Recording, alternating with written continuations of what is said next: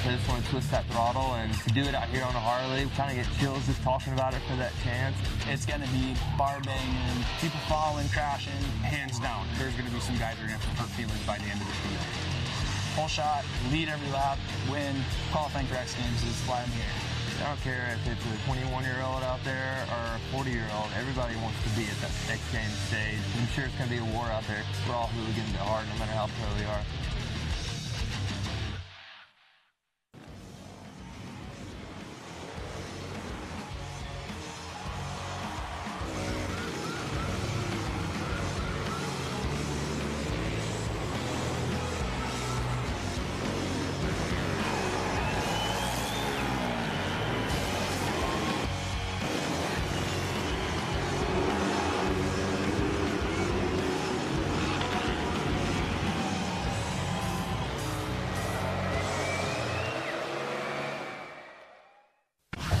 It's a perfect day for racing here in the Idaho State Capitol as we come to you from downtown Boise. Riders from all over have converged for an opportunity of a lifetime as they square off at the Harley-Davidson Hooligan Racing, live from CenturyLink Arena.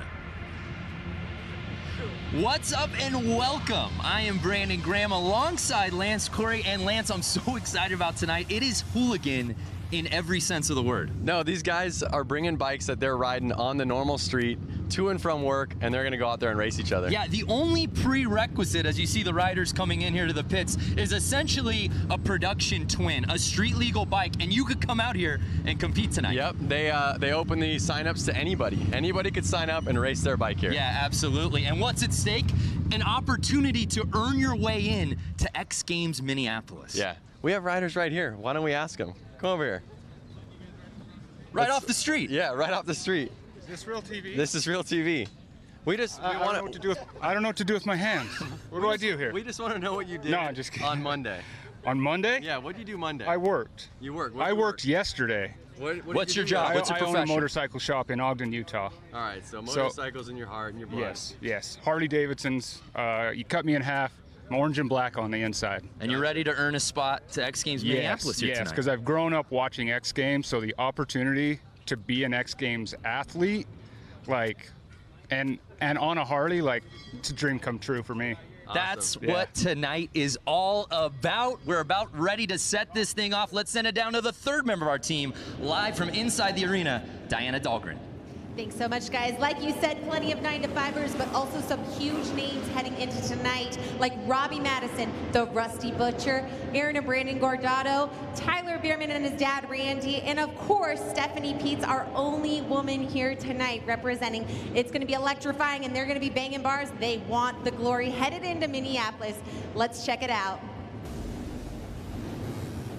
Thank you, Diana, as we come to you now live from CenturyLink Arena inside. There you see the racers hitting the starting lineup, the crowd officially invading in here tonight.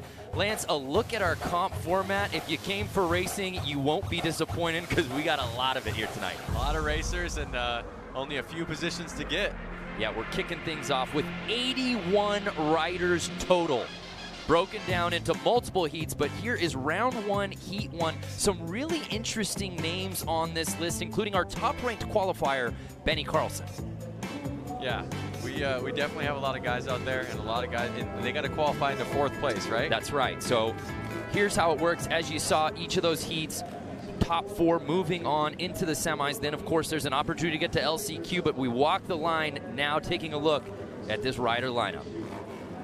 As we said before, our top-ranked qualifier, Benny Carlson, there you see there in the 45. Notice a couple guys are wearing leathers, a couple guys are wearing motocross gear. I'm looking for somebody wearing jeans. Is there jeans out there? I thought we had denim in every heat. I could be wrong. I'm not seeing it out here right now, but let's kick it off. You see in this lineup also Jimmy Hill, who's got a real moto part dropping August 15th riding out here tonight, and we go. And right out the gate, the 17 bike, Sam Fisher with the overall lead. So we're going to have 10 laps out here. The laps right now are looking like 8 seconds, 9-second lap times. So Sam Fisher getting that whole shot, but will he hold on to it? I don't know. It's a quick race, but guys are banging bars. They got to get top 4. One guy's down already. 18 already down. We saw Benny Carlson in that 2 spot. He was, as we said, our top-ranked qualifier. Does he have enough to pass? The heat is on right now. I mean, this is either you're going home tonight or, you know, or you're going to X Games. An opportunity to ride at X Games Minneapolis on the line here tonight. So one of the craziest parts is these bikes are 1,200 cc, 600 pounds, and they're on a course that's barely the size of like a basketball. How about Benny Carlson's flare on the kit? I love that. Style points. Already lap 7. 3 laps to go.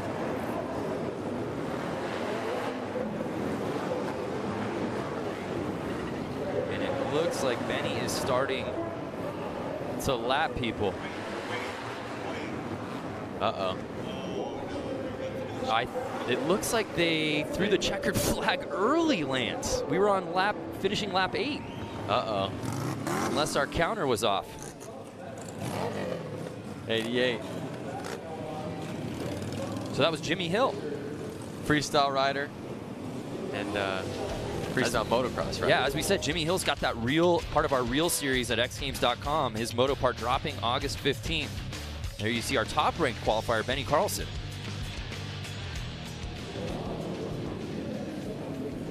And just like that, the pace of this thing, we're already now on to heat number 2. Heat number 2. Who do we have in this one? Any familiar names? Drew Saunders from Wonder Lake, Illinois in the 00. We see the 34 bike, Jeremy DeRuyter out of West Bend, Wisconsin, 38 years old. And the 12 bike out of Salinas, California, AJ Kirkpatrick. Chris Boone, number 13, out of Goodlettsville, Tennessee. These guys are ready to go. They're wanting top 4 right now. Yeah, here is our starting list for heat number 2. So basically top 4, they're going to make it right into X Games. If they get 4th right here, they're making it to X Games. Exactly. So you're getting some pretty good excitement just right out of these first heats. Again, 81 riders out here today that will be cutting in half, that will be moving on to X Games Minneapolis. Oh, slow your roll there, Jeremy. And we're off. And it looked like Robert Bush, who got the whole shot, he's got the early lead here on lap 1. Keep an eye on 44, see if he can stay out front. Right now, Bush is in that lead. And it should be. Oh, and it looks like the 13 bike having a little bit of trouble there. Chris Boone.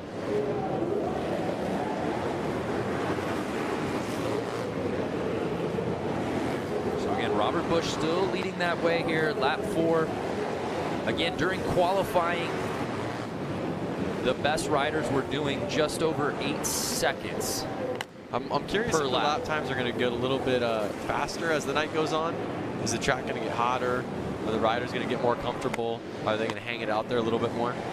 It should be noted, the 57 bike there, you see Stephanie Peets, the only woman in this 81 rider field out of Mesa, Arizona. It would be rad to see her go through. Absolutely. I'm rooting for her. There you see Kirkpatrick.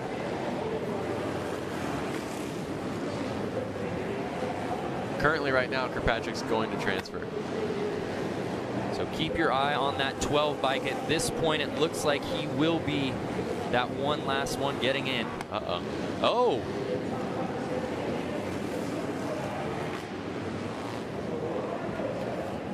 He made it. At least I think he made it. Yeah. He was rooting for it. And it was Bush that was leading from start to finish. Look at that, 47-year-old. He's the oldest one in the class.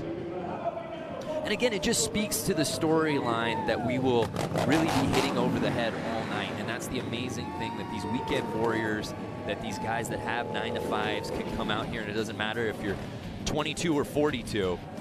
It's all an even playing field out here tonight. But good on Bush, really leaving no doubt about it early there. You saw Boone had a little bit of trouble that pushed everybody out. But the great thing was you saw Kirkpatrick got pushed out but was able to maintain and he moves on. And just like that, we take a look at our results again. The top 4 moving on into our semifinals. And those guys are going to X Games. Just like that. You get top 4 in your heat, you're moving on not only to the semifinal tonight, but to X Games Minneapolis next month. Incredible. Yep. So we move on now to heat number 3. And again, I love you see there the states represented. I mean, all over: Wisconsin, California, Iowa, so we got Utah.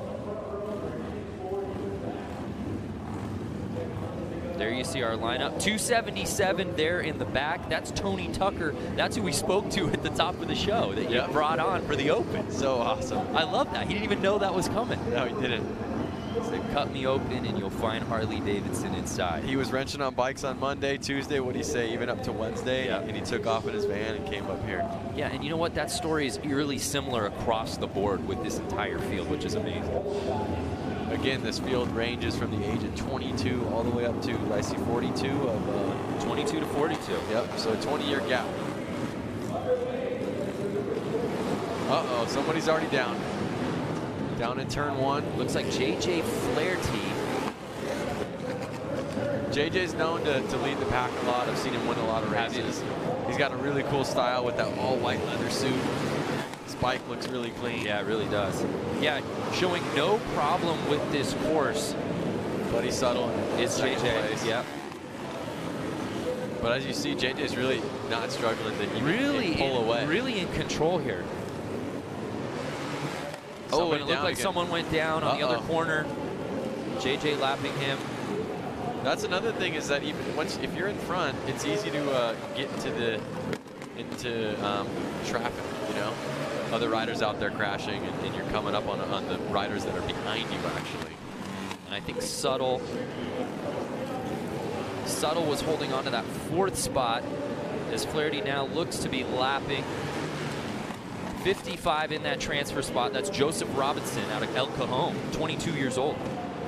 So JJ's already won X Games before in a Hooligan club. Oh, that's right, the Hooligan, yeah, Hooligan at X Games. So it's no surprise here that he's showing no issue with this course. And then when you see JJ in the pits, he's always smiling, always saying hi to everybody. And you can tell he doesn't take it serious, like he's enjoying himself. That's really what this class is all about. So it's 25-year-old JJ Flaherty out of Milwaukee, Wisconsin, taking the top spot, moving on to the semifinals, and moving on to X Games Minneapolis. That's what I love about this Road to X Games qualifier here in Boise that we debuted last year, but it was just skateboard and BMX. Now to add Harley Hooligan in the mix, and to see all of these riders, non-professionals, come out with an opportunity to move on to the ultimate stage. It doesn't get any better than that. But there you see Flaherty just got the whole shot. Just showed no issue whatsoever. And for the 2nd straight race, we saw a guy really leading from start to finish. Yeah, and leading smooth. And you could just see it's about how smooth you are to really win the race. So our guy Tony Tucker just finishing out there in that 6th spot. He'll still go to the LCQ though. Right. He still has a chance to make it. Still plenty of racing to go. And we move on to heat number 4 here in qualifying. And there's a pretty big name amongst that crew. There you see 122. Might have a few more sponsors than everybody else out here today. I'm talking, of course, about Robbie Madison, competing out here tonight. Robbie, I saw on his Instagram only about 4 or 5 days ago that he even rode this bike and tried flat track at all. That's amazing. He is a professional at dirt bikes, right, but not this skill per se. Also in this group, the 25 bike, Dan Louders, who competed at X Games Aspen in the snow hill climb, along with his brother. And once again, they own a Harley-Davidson dealership. You know, they're probably working 40, 50, 60 hours a week, and they're doing this for fun. And obviously bragging. Yeah, could he, in the same year, get into X Games Aspen and then the summer edition in Minneapolis? Not many athletes get to do both. Yep. And you're talking about an amateur getting out here, the potential to do just that. So heat number 4. We're all watching that flag. Ready for it to drop. Uh-oh. Notice some of the guys aren't wearing goggles, and they're off. Wow, and it looked like Daniel Mischler, 77, got a really good jump. Mattow's right there, and he's at 5th place right now. So as it stands, he has to go to the LCQ. But we'll see if he can pull it. Oh, we found one in jeans, and he's down. That was my pick for the night. I like that he had sissy bars, forward controls, 8 You did. You were picking out that bike early in practice today. I have photos of that bike on my cell phone from the pits. So it looks like Mischler at the 77 plate is still leading the way. Where's Mattow at? Louder's at 25.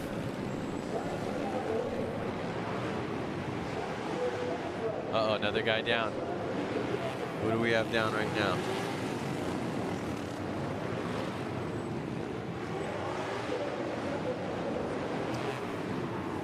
Already now in lap number 8. They go by so fast. Yeah, and there's Madison. It looks like he's still in 5th. Middle of the pack. He's gonna need to move up 122. Robbie Madison. Oh, and he got him. And he does the pass on the low line and is able to get into the top 4. Can he hold on? White flag is out. Uh-oh. Here he is. Oh! Oh, no! Guy high-sided on him. Uh-oh, another guy down. Riders are dropping like flies. On Looks the like he ended up... final lap. So did Mattow get in? Was that top 4? Mattow was in. He was either 2nd or 3rd. But again, Daniel Mischler got a terrific start right out of the gate and never looked back. I want to give a shout out though to Jack Martin getting out there with the ape hangers, the sissy bar, and his sponsors are Family Auto and more. And Robbie Madison holds on to that 4th spot. He will be moving on to the qualifiers along with Daniel Mischler, Dan Louders, and Dave Kilkenny. Dan's making it. Dan's going to be, he was wow, from summer to winter. Hey, let's head down to Diana, who I believe is with Mattow. That's right, someone you're very familiar with, Robbie Madison. Gosh, putting it down, making a pass and getting into tonight's semis. How does it feel to be flat track racing? It's a lot of fun. It's such a tight little, tolerance there between first and last. So it's good to try something different, cool to get out here and race, and I got a big smile on my face. It's what it's all about. All right, well, put your hands together. Robbie Madison coming, joining the Harley-Davidson Hooligan Racing, guys. Well, it's exciting. Thank you, Diana. Yeah, no shock to see Robbie Madison on the X Games stage. I just never thought it would be via Harley-Davidson Hooligan Racing. Yeah, exactly. Yeah, but it's amazing. And again, as you said, Louders, I love that story. To be competing at X Games Aspen and Snow Hill Climb, and now he's doing summer. That actually puts him in some elite company. It really does. In terms of athletes who do both winter and summer over the years. And I think if you were to have asked him about X Games 2-3 years ago, he would have never thought he would be competing in both of them. So we move on now to heat number 5. You took a look at that lineup as they come in. They're literally coming in across the street. The pits are just a street light away from the stadium. Yep. So they actually have to stop traffic so they can come through down into the arena floor. It's pretty rad. I see a lot of Harley hooligans out there. A lot of, I see Mikey Virus. He's been in the lead a couple of times at Flat Out Friday. The list kind of goes on. But so there's some notable riders here. Bike number 119, Craig Reynolds, 21 years old. Not only is the youngest rider in the field, he is a local boy out of Boise, Idaho. That's nice. So he probably slept at his own house tonight. Not only that, probably he's going to have the loudest cheering section. We also have the oldest rider in this heat, Brad Spencer, out of Gilroy, California, the garlic capital of the world, 56 years old. Yes, that's true. Our head of research, Vince. Is that true?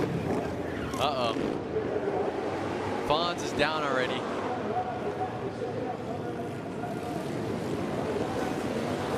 Lap number 2, riders are down.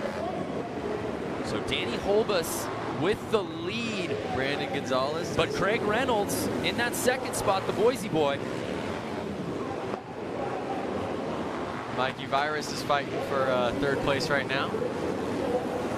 And there's always the question too, Lance, of obviously you want to get into the semis. How important is it for, oh, we see a pass there, to win qualifying, right? Because we see that certain guys like to be the top-ranked qualifier. It's not just enough to get into the top 4. It teaches you how to be out front and builds your confidence and proves to you that you can win. So it's a lot nicer going into your second race knowing that you can win it. So we saw 56-year-old Brad Spencer make a really nice pass earlier. And he's behind Brandon Gonzalez out of Buena Park, California.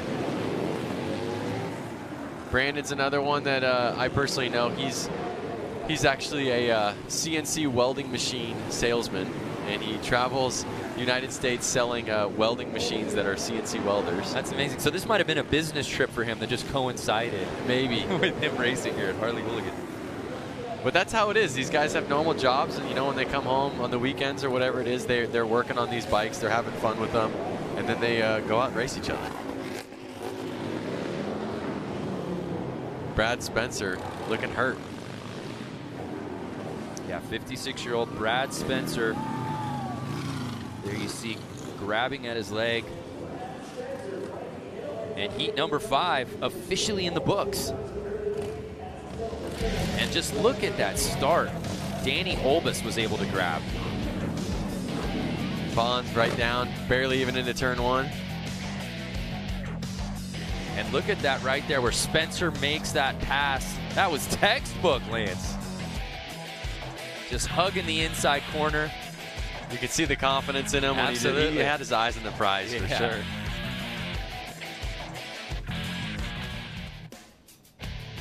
So it was Brad Spencer, the oldest competitor in the heat, taking over that top-ranked spot in the heat, along with Mikey Hill, Danny Holbus, and Craig Reynolds, the local boy out of Boise, getting onto the semis and earning a spot to X Games Minneapolis. So we move on to hit race number 6 here. Frankie Garcia, 2:14. I know that's a guy you know pretty well. Yeah, Frankie qualified 6th for this race, so he got first gate pick, which I saw him out on the track by himself, kind of deciding whether he wanted to be all the way inside or in the middle. He was really debating on that. And the crazy thing about Frankie is he has to be back to work by Sunday at 1 p.m. So he's going to leave Idaho and make it back to California. He's trying to leave tonight to make it there. And if his name sounds a little familiar to X Games fans, that's because he raced Supermoto at age 15 back at X Games in Los Angeles. So he's, many moons ago, because he's 27 years old now. So not his first rodeo when it comes to X Games on the line. Can he return, though? He is not shy to concrete and dirt bikes. And here we go. Lap 1, looks like Frankie's gate pick wasn't the best one. And it's the 27, Terry Vestal, out of Twin Lake, Wisconsin, 53 years old. Putting it down. It's the Over the Hill gang, the 50-plus group so far, showing no issues with this course. I think older, wiser, a little more patient. This track really takes patience. You can't lose traction. Losing traction slows you down, makes you crash.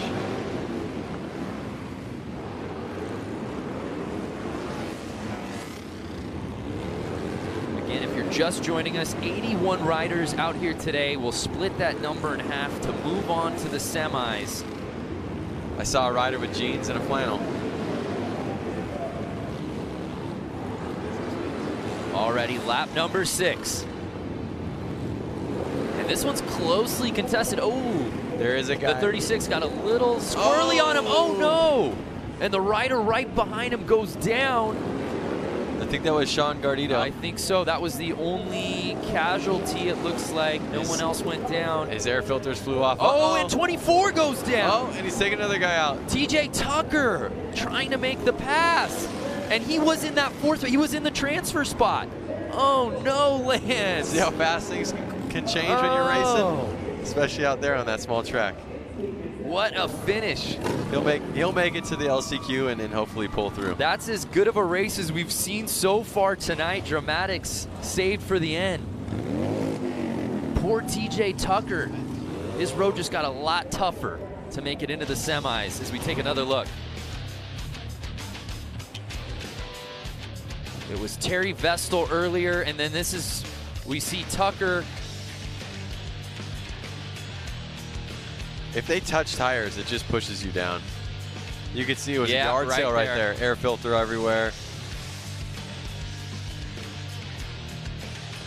But again, Vestal left no doubt about it. Got the whole shot and never had anyone in front of him.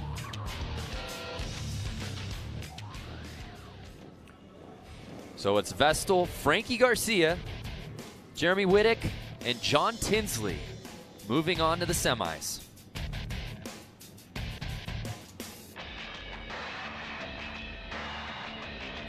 This one we have Rusty Butcher out there. He's definitely, he's won a lot of these hooligan races. I think he qualified pretty high up today. He qualified in 7th place. Now, if you don't see Rusty Butcher's name up there, for legally speaking, that would be Mark Atkins, number 22. Also in this group here, heat number 7, Tyler Bierman, a guy who's no stranger to the X Games stage. And also riding with Tyler, the number 5 plate right there, Randy Bierman, his father. So one of the cool things to think about is number 3X, Scott Jones. He's actually works for SpaceX and builds the rockets that are going up to Mars. And Randy was having his way. He actually qualified above Tyler for placement tonight. It's about being wise and patient out there. So 22, Rusty Butcher. The Biermans, number 5 and 653, back to back. But Mark Atkins is completely ahead of the pack. Yeah, and there you see Randy Bierman holding on to that 2nd spot.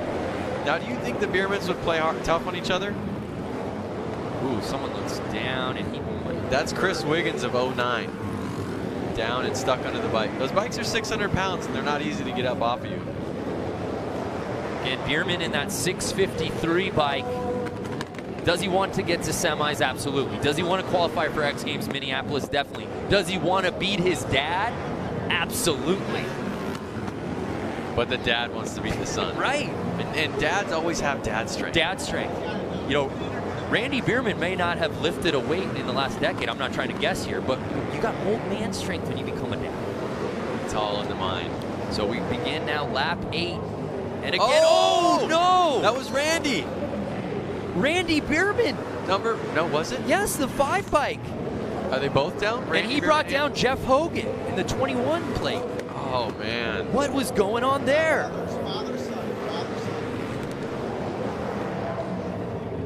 Mark Atkins, he's just holding strong. So Atkins, another one essentially down. passing the crew, and there you see Bierman looking back. Wow, that was a crazy final lap.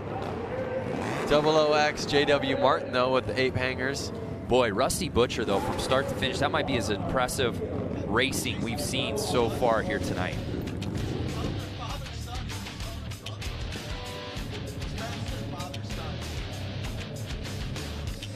There you see a look at Tyler Bierman, who just avoids the carnage.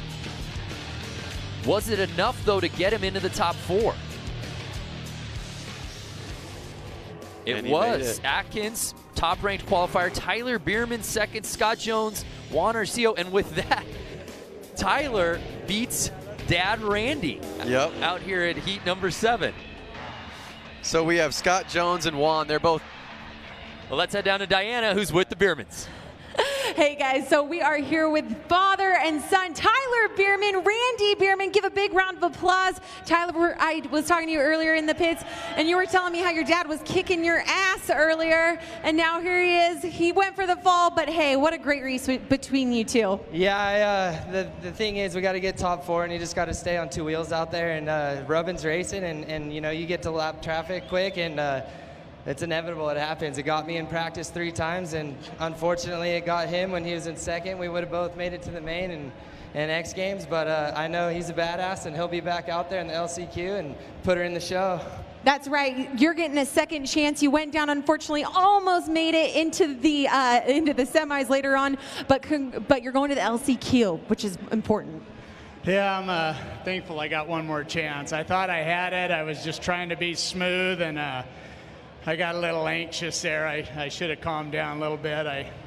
Hey, you were super fast out there, but you get a second chance. I know, I'm bummed, man. I just want to go to the X Games. I'm going to be like 58 years old. I gotta get in there. Well, Randy Bierman, we're going to see if he can take it home in the LCQ and head off to Minneapolis X Games. And thanks, Bierman. Biermans, both the Biermans. Back to you guys. I love it. Tyler giving Dad Randy a pep talk. You'll get in there, Dad. But the thing is, Randy was racing so well. Randy was ahead of Tyler. He was in that second spot. He was. So this is our final heat in the round of one. Partner, this thing is flying by. Some really interesting names. One to keep your eyes on, 44X Dan Jacobson. Dan actually helped build the scaffolding for US Bank Stadium, which is where we host X Games Minneapolis. What an extraordinary story that would be if he could end up racing there at X Games Minneapolis in a stadium he helped essentially build. That's definitely some bragging rights to his coworkers when he goes back to town. Like, hey, I raced in the stadium we just built. For sure. So this is our final heat here in round number one. Of course, we'll be having LCQ races and then the semis, which would lead us eventually to our final. So again, keep your eyes on 44X. He's really shooting to make it into the X Games so he can race in his hometown in the stadium he had a part of building. So there's a look at our lineup. 429, Ricky Renaro out of San Jose, California, 27 years old.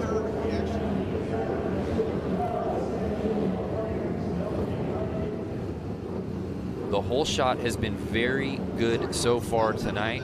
I think 6 of 7 heats so far. The leader of the pack, Off the Line, has won their heat outright. So there you see 429, Ricky Renaro.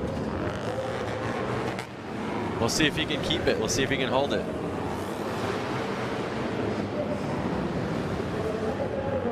I want to know where 44X Dan Jacobson is. I see 44L, but I don't want to get confused.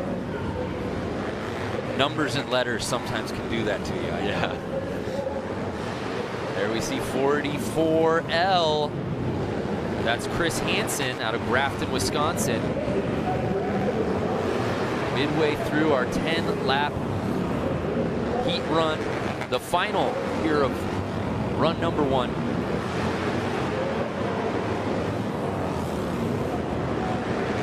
So is he going to pull it? 7 laps in, it looks like he's held the lead. And who's down? Someone just went down. We'll wait to see a number on that. And right now you see that 829, Brendan Foley trying to hold off. Is that Chad Tyson, 87? 37. Another bike Todd down. Canavan.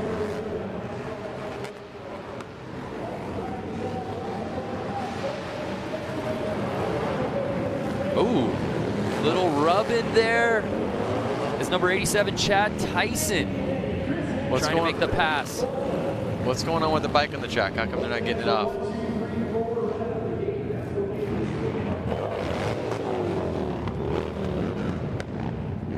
Notice some of the guys have dirt bike helmets, some of the guys have street bike helmets. Yeah, it's really a hodgepodge of kits out here tonight for sure. We take another look, little squirrely there for that number 37, Todd Canavan. And there was good battles going on between Brendan Foley and the rest of the field, but it was Ricky Renaro who really got a great jump, and he qualifies first out of this heat. So it's Renaro, Nick Leonetti, Chris Hansen, and Brendan Foley moving on to the semis. Unfortunately, Dan Jacobson's going to go to the LCQ to bring it home for his hometown. Yeah, we'll see if he can get local and get back to Minneapolis. But run one officially in the books. We now are going to be moving on to the LCQ here at CenturyLink Arena. And again, if you're just joining us, it's Harley-Davidson Hooligan Racing. And to hear more about everything we've got going on here, let's send it back down to Diana. You guys, we're down here celebrating Harley-Davidson Hooligan Racing and X Games coming together. You guys are going to want to not miss these awesome stickers that have came out. You can head over to h-d.com/X Games. Get your commemorative sticker while you can, because supplies will not last and they do not cost anything. Head on over to the website. Thank you, Diana. I saw you grabbed a few stickers. I'm already logged in right now. I'm getting more. I saw you completely covered your Trapper Keeper where you keep all your notes. That's actually your Trapper Keeper. That is my Trapper Keeper. Why are you putting stickers on my things? So as we see right now, they're getting the course ready for that next round of racing. Anything shock you out of that those 8 heats we saw there? Look at that bike with the chain stuck up there. That's why it was stuck on the track. Well, as we talked about before, Danny Jacobson, who did not make it in the semi, he'll be jumping into the LCQ. But long before Danny knew that the Summer X Games would be held in the U.S. Bank Stadium in Minneapolis, his job was, as we said before, helping to build it. Now his goal is to race there, and that's #1 on his agenda tonight here in Boise. I didn't move out to Minnesota until I was 18, but I started setting scaffold. I got hired with a company that had a big contract with the U.S. Bank Stadium. So I went in there when it was still gravel and there was no roof on the place. And I mean, if it rained outside, you were getting rained on inside. You know, having the opportunity to be, you know, one of the people that helped build it and be part of the attraction that draws people to that place is something else. I mean, you know, for me, I build scaffold, so after 160 feet or something, it's not about how fast you're gonna hit the ground anymore, it's just how long it's gonna take you to get there. And you're looking down and you're like, whoa, you know, and then you realize you're there for a job, you know, and that's how I'm looking at this whole situation. My job is to be the fastest qualifier I can possibly be with the equipment that I have a front row start, whole shot, lead every lap, win. Qualifying for X Games is why I'm here.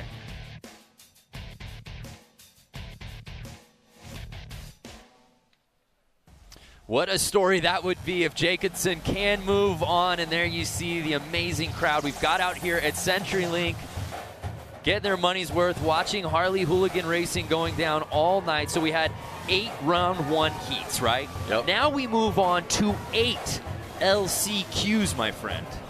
Well, there's a couple guys out there that are definitely, I think, should have made it through, had a crash or so, like the Randy Bierman. He's going to get an opportunity to make it to X Games again. The road to X Games here live from Boise, Idaho.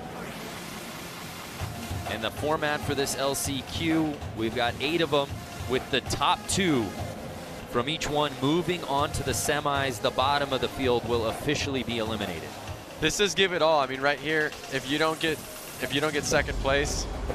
Yeah, as we said before, we started out with 81 racers. We're knocking it down to the top 48 that qualify for X Games Minneapolis. We've been saying it all night.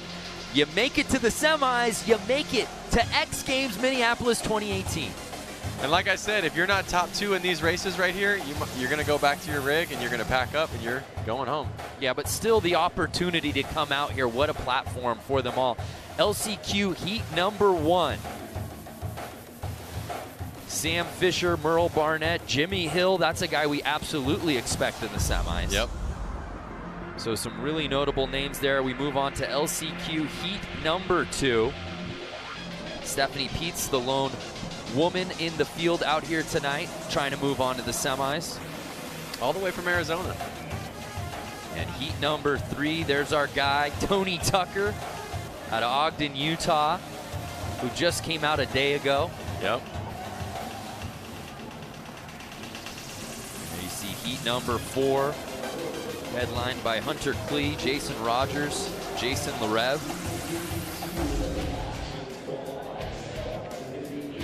Heat #5, Brandon Gonzalez, Patrick Evans, Richard Hicks. Heat #6, TJ Tucker, a guy who was racing well but went down. Sean's in that one. He probably had to work on his bike to get back out there. And there you see heat #7. All eyes will be on Dad. We're just calling him Pops out here tonight. Randy Bierman, who was holding that 2 spot and unfortunately went down. He's going to have to try to qualify the hard way. And there's our LCQ final heat #8.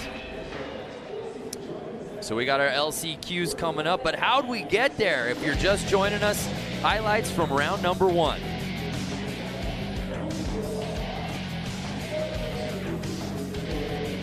And at this point, Lance, I think now these guys, they got practice runs in, they got qualifying heats in, they got run number 1. They've got to be as comfortable as possible. Do you expect to see a little bit more rubbing out here with so much on the line? They kind of got their first jitters out the way. The gate's already dropped. They know where they stand. They know what they have to do. They, well, did you see that crash? Oh boy, he slid across the whole field. You know, I think now, like I said, they want to make it to X Games Minneapolis, and they know it takes 2 positions to get there. And I think they're going to hang it all out. And let's not forget, the heats are now smaller. Yes. We're not seeing 10+ guys out there. So the potential for carnage a little bit less, but again, what's at stake? An opportunity to get in the semis, to get into X Games Minneapolis. You know they're going to go for it. Less riders on the track also means that there's an opportunity to go a little faster. Right. Less people in your way. Track seems a little bit bigger when less guys are out there. Now, we certainly saw some falls throughout round number 1. How about success stories, guys who really led the way from start to finish? Anybody stand out in particular to you that we should really be looking forward to watching in the semis a little later? I mean, Mark the Butcher, he definitely, when his race, he looked like he was smooth the whole time. He was calm, confident. I never saw any struggle out of him, and he led the whole race and took it home. So my money's on Mark, if you're asking. Mark Atkinson. Who's your money on? Boy, I want to pull for somebody who's not in semis right now. Ooh. I like the Cinderella story. I'm a big fan of just Jimmy Hill's riding and his style. Of course, he's got the Real Moto part dropping in August that we're all excited about. Give me a Randy Bierman. I just think it's amazing. He was riding so well in qualifying and was holding on to that 2 spot. Looked like he had it sewn up getting in the semis. He's a hungry man. He is hungry. And his son beat him. And he's 57 years old. As he appropriately said, I want to get to the X Games. I'm going to be 58 soon. So here we go. LCQ number 1. Ready to set it off.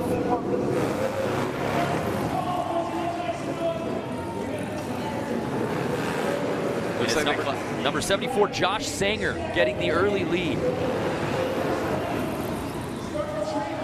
Oh no! Couple tumbles. That was Barry Nobles going down on lap number 2. We had Sanger leading the way here in this 7-man heat.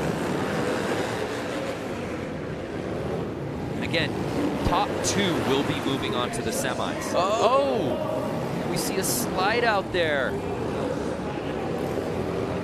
He's trying to get back up. That's the Towers 97. Oh, that was Louis Lauders. Of course, his brother moved on to X Games Minneapolis. Louis competed at X Games Aspen.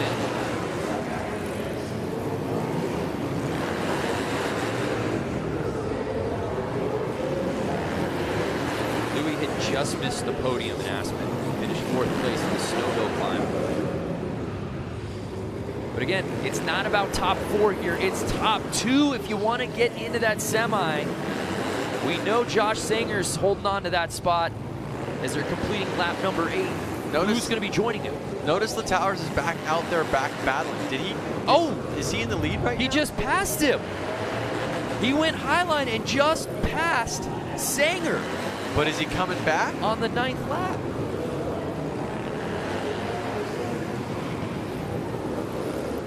Wow. I have to see the results. I have to see the That was Lauders. Sanger. Because I think he still won. I don't know, though. Or did he lap it? I'm lost with the crash. Notice how they're walking around out there with towels, picking up all the oil, the gas. That makes it a slippery situation. Sparks flying.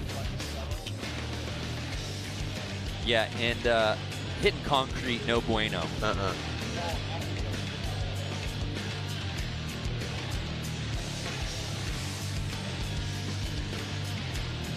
All right, I'm looking forward to seeing the official results.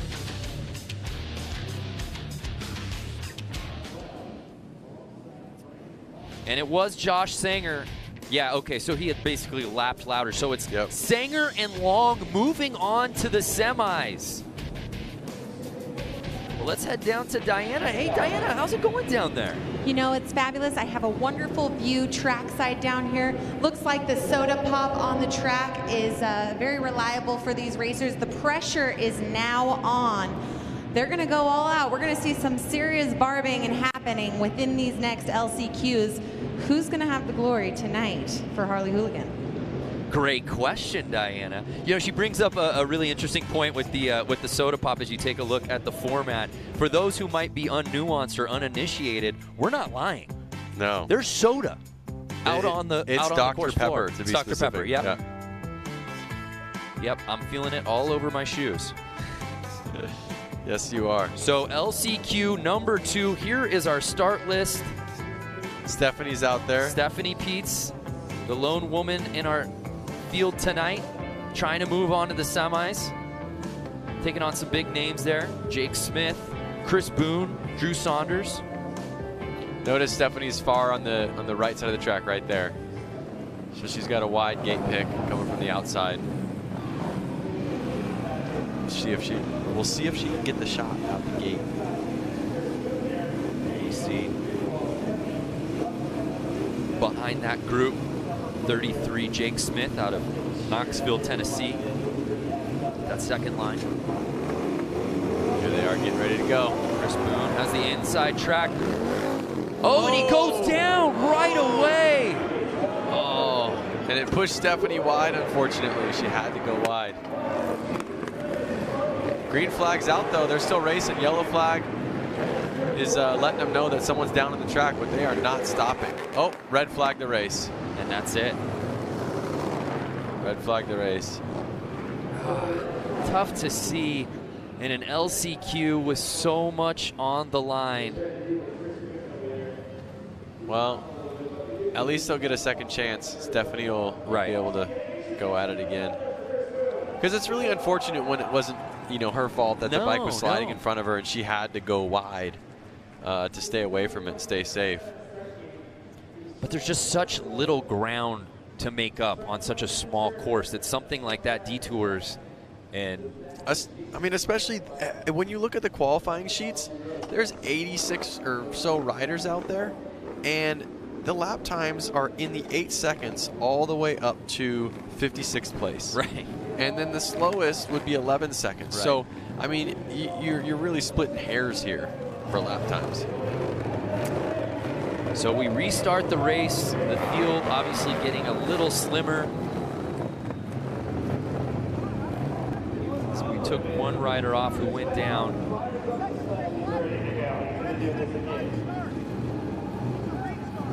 Again, Jake Smith holding on to that inside spot. It was 9-11 Jason Clements who got the hole shot.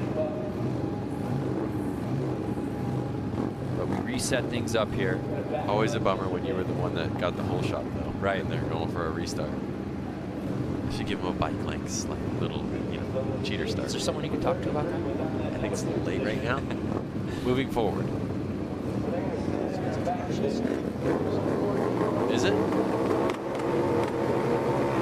A partial stagger to start. Oh no! And bike issues right out the gate. They're going to keep it going. And again, Jason Clements with the terrific start. And now it's a race for second early. It looks like Chris Boone with the pass. Oh no, getting a little squirrely. Jake Smith and Chris Boone battling it out for that second spot. I mean, and right now it's Boone. Number 911 at Jason Clements is just gone, isn't he? He's not even in the arena anymore. He's already qualified for the semi. I don't even see him. He might be able to lap second place at the rate he's going.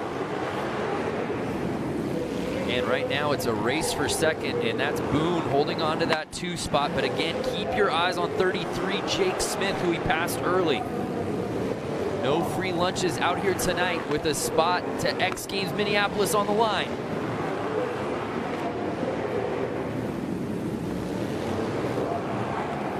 Now, one thing to think about is the track's getting warmer and warmer as they race, which makes it stickier and stickier. So the traction is changing from race to race, and if you were earlier or later now. So it's kind of new every lap almost. Final lap. Is Smith going to be able to grab Boone for that second spot?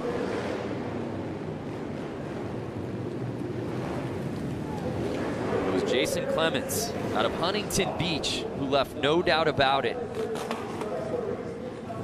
He moves on to the semis.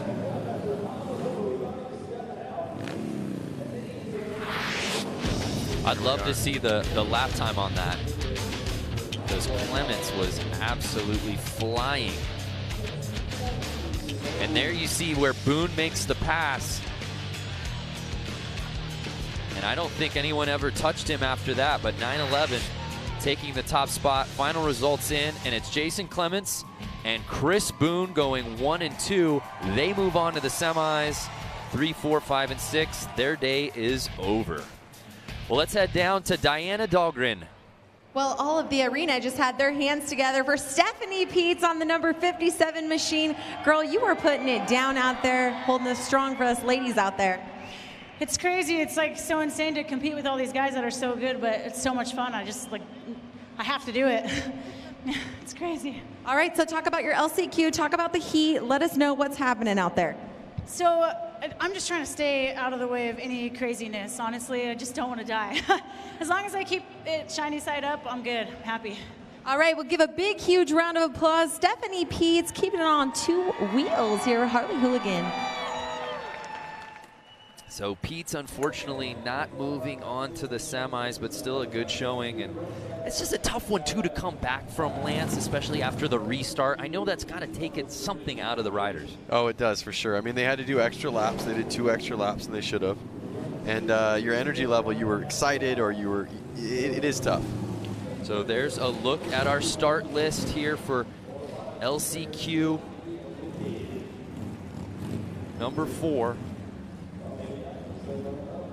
And Tony Tucker, our guy who we spoke to off the top, man off the streets. You pulled him in for the show open. He was just out there working on his bike, trying to mind his own business.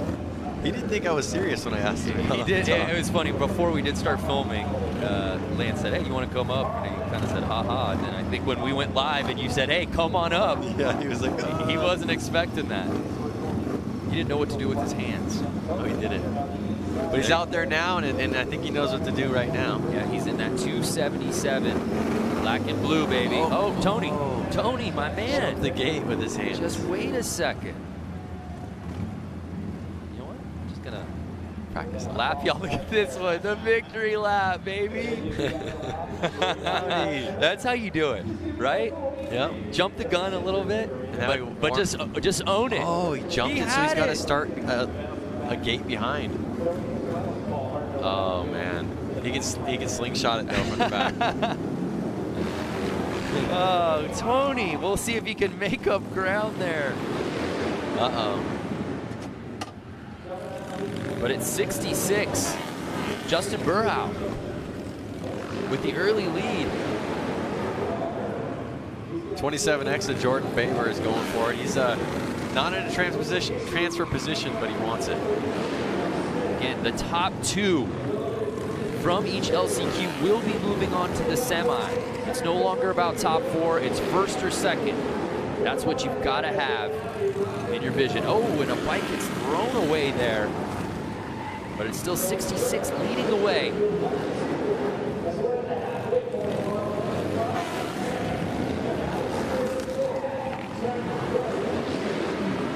Jordan Baber.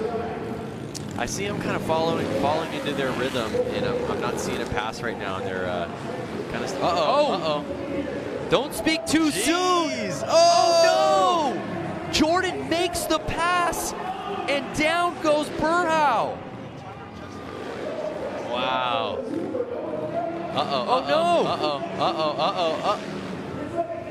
The 27 of Jordan Barber is in the lead now. How fast it can change. We were wondering if he had enough to catch up to Burhow. He makes the pass, and then Burhow goes down. And just like that, Jordan Baber takes the win here in the LCQ. And our guy, Tony Tucker. And was that Tony Tucker, the second spot? Yep.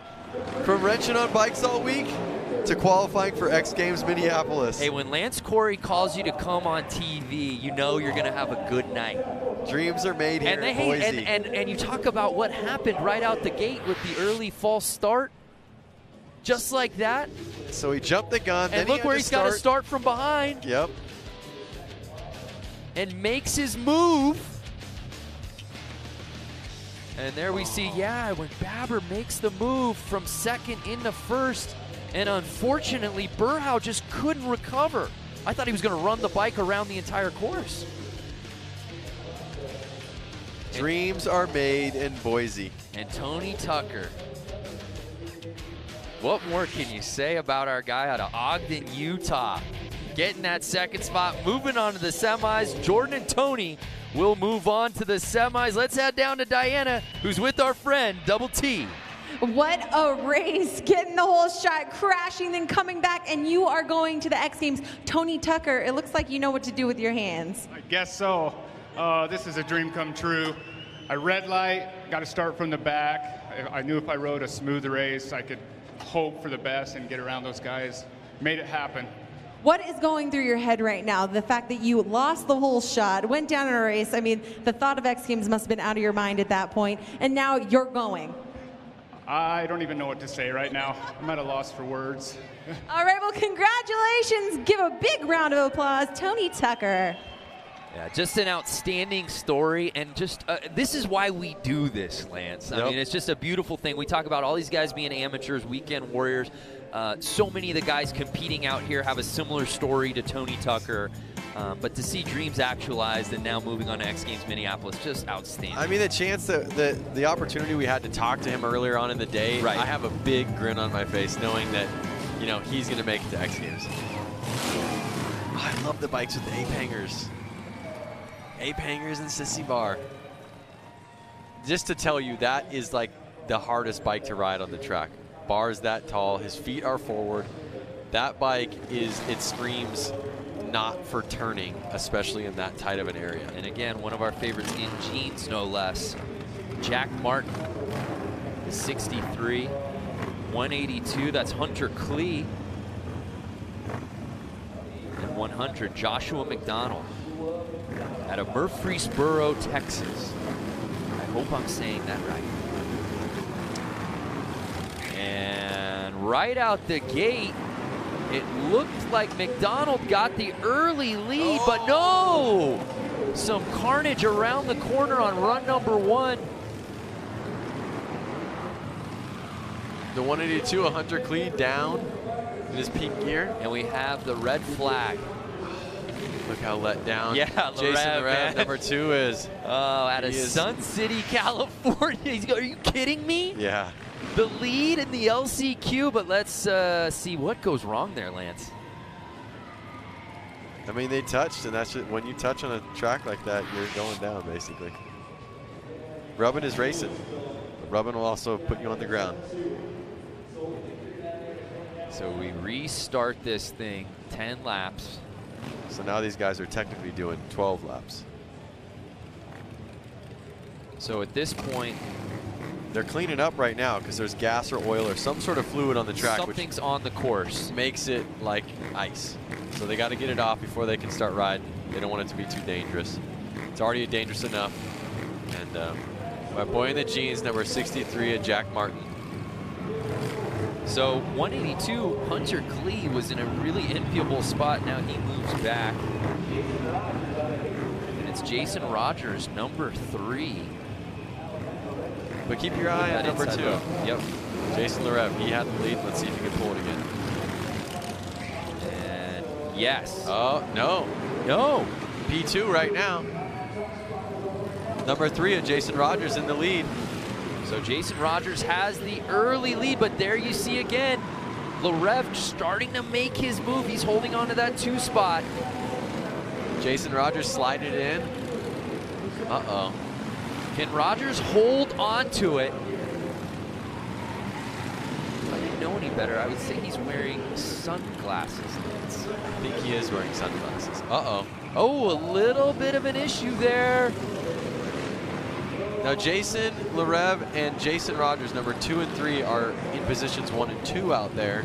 They're both in qualifying positions. Do you think that they're going to play it safe, or are they going to battle it out for first? Yeah, I think Larev's got to feel pretty good right now. Or excuse me, Rogers. Yeah, I think you're right. It doesn't look like Larev is really pushing on Rogers at this point, unless he's trying to pick his spot final lap time. But as we complete 8, it's still Rogers leading the way. White flag's out, 1 lap to go. Uh-oh, they're pretty close now. Can he do it? Can he do it? So Jason Rogers leading the way, but can Larev catch him? Right now, the top 2, they'll be moving on to the semis. And that's how they'll finish. 3 and 2 finish 1 and 2. Jason Rogers takes the top spot, and Larev right behind him, holding on to that second. A clean race from the get-go. Well, I guess from the second get-go.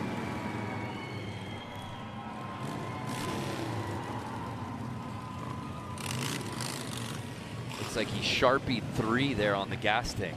Is that it? I think so, on the other side. He's got 3 on that side. So right out the gate, this was before our reset. And we'll show you why we had to do it. Just so early on in the race, the red flag had to come out, unfortunately.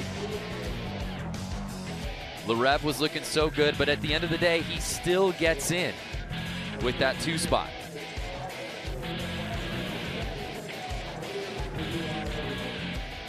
There they are, stoked for each other. Both making it to X Games Minneapolis. A spot in the semis and a spot in X Games Minneapolis for those 2. So there you see Jason Rogers and Jason Larev, 1 and 2, and they move on to the semis.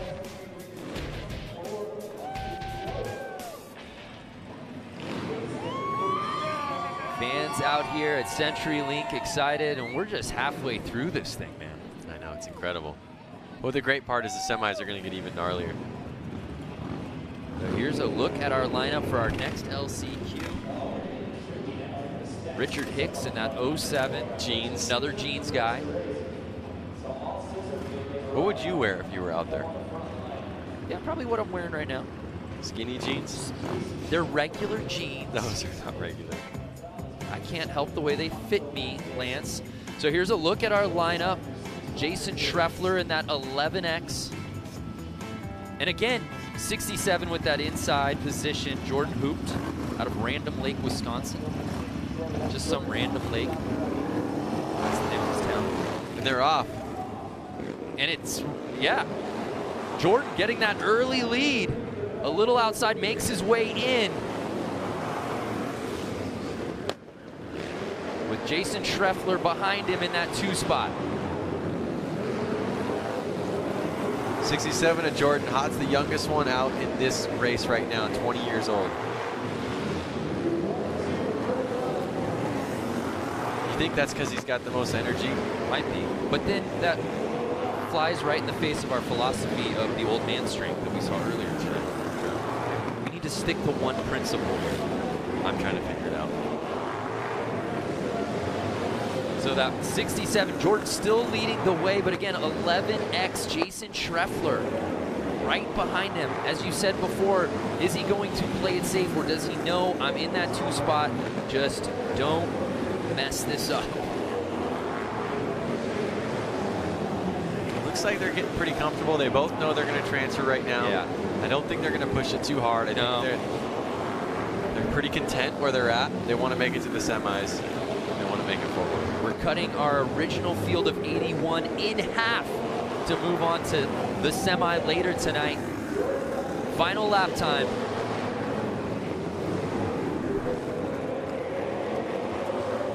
And there you have it.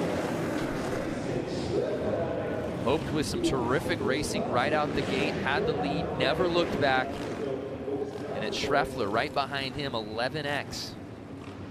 Both Wisconsin boys. And they're moving on to the semis. So you saw this early, got a little hairy there with the 71 bike early, Patrick Evans. But Jordan able to hold on to that top spot. Schreffler in 2, and there was no looking back. They were really 1 and 2 from lap 1 on.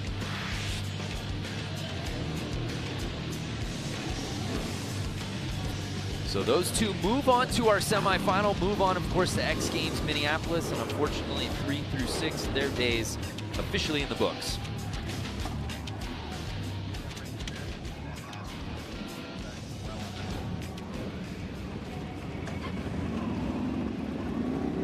So LCQ heat number 6. I see number 66 is Sean. He had to definitely go back and work on his bike. I saw parts flying off his bike when he crashed in the last race.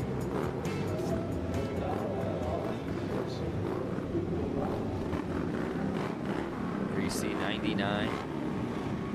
Luke Lebrat. The 24, TJ Tucker.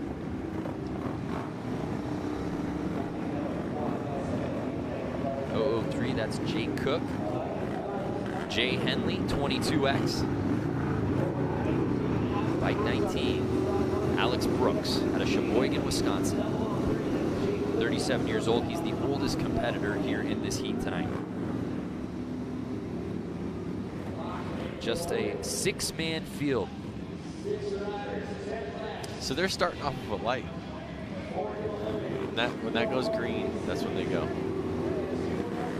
Interesting. Thanks for that. So it's Alex Brooks with the early lead, Lance. Who's going to push him as he's forced outside? Can 003 get on the inside? Oh, and we've got a slide out. Was that Tucker? It was TJ Tucker. Alex Cook, 003 out in front now. He pushed him wide. He pushed him wide, and Cook taking over the top spot. From Alex Brooks holding onto that second spot. But don't look over your shoulder, Alex, because you've got somebody on your tail. Jay Henley in that third spot, that bubble spot, trying to move up to number 2. And if you're just joining us, top 2 will be moving on to the semis. And it's still Jake Cook leading the way here. Lap number 7.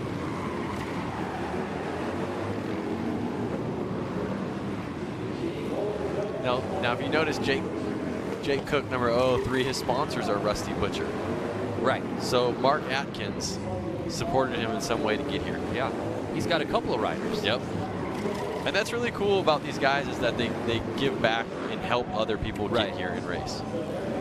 Yeah, because as we said, a lot of 9-to-5ers out here, but there are a handful of guys with some legitimate sponsors and certainly some big-named pros from other disciplines. And just like that, the race officially in the books. And it's Jake Cook, 29 years old, out of La Habra, California, taking the top spot.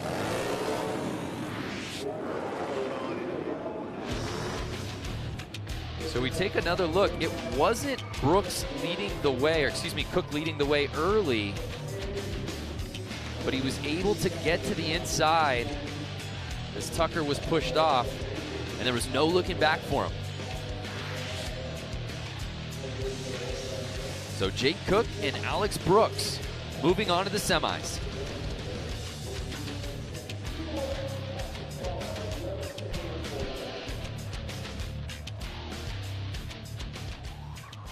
So as we get ready for our next LCQ heat, let's head down to Diana Dahlgren. Diana, where are you? I'm down here, and we're about to go racing again for another LCQ, but I'm standing here next to Aaron Gordado, one of the Gordado brothers, Suicide Machine Co.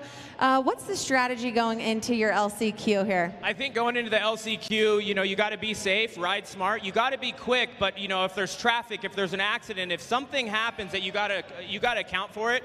And yeah, there's a lot of pressure getting the top 2 spots now. And just going for it, sticking to your line, but still riding aggressive and trying to keep the rubber side down. You were just watching your brother in the race before, and unfortunately he did not make it into tonight's races. What was the thought behind watching him? I saw him going. He took another pass. He made it into third, and I'm hoping just go, go, go, or he got another advance because there were people going down. It's hard to say. It really is. The guy in the front could go down. He could take out 2 people, 3 people. It's a really hard challenge, and you get an advantage to be up front, but at the same time, it's you're fast and it's unsure. You got to make it work. All right, well, good luck to you. Gordato going for it right now in the LCQ.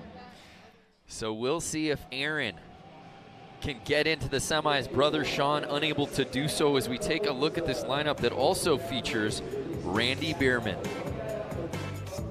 Father, of course, of Tyler Bierman. Randy Bierman was in the 2 spot. He had a spot locked up for the semis for X Games Minneapolis, Lance, and all for naught as he went down right at the end of this race, or of his Heat 1 race, I should say. And it kind of goes back to what the Gardito brother just said, is that at any moment somebody can crash and it can go from first to last place. Right. And that person can also take down the top 3 with him. So there's Bierman, number 5. He's been running this course so well. And everybody's been talking about how well he's been racing. And, you talk in the pits, and even Tyler said, hey, man, he's beating me.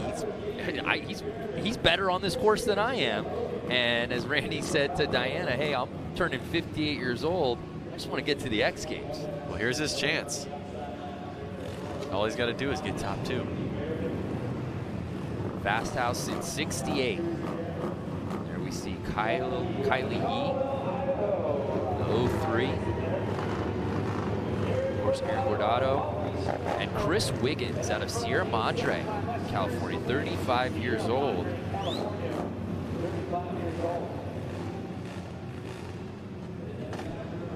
Got a couple of street bike helmets out here on this one. Yep. And they're off. And right away, Bierman looks to take the wide lead. Can he cut it? And he does. He wants this. Yeah, there's no doubt about it. Aggressive riding from Randy Bierman as he takes over the top spot early on. Wow. Now that's some racing, Lance. That is racing. I mean, he had to come across this track to get it.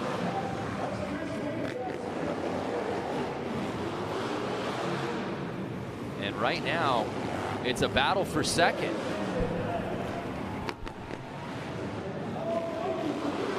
Now, Aaron Gardito on 46 and Chris Wiggins 09. Oh, no, and Bierman goes down.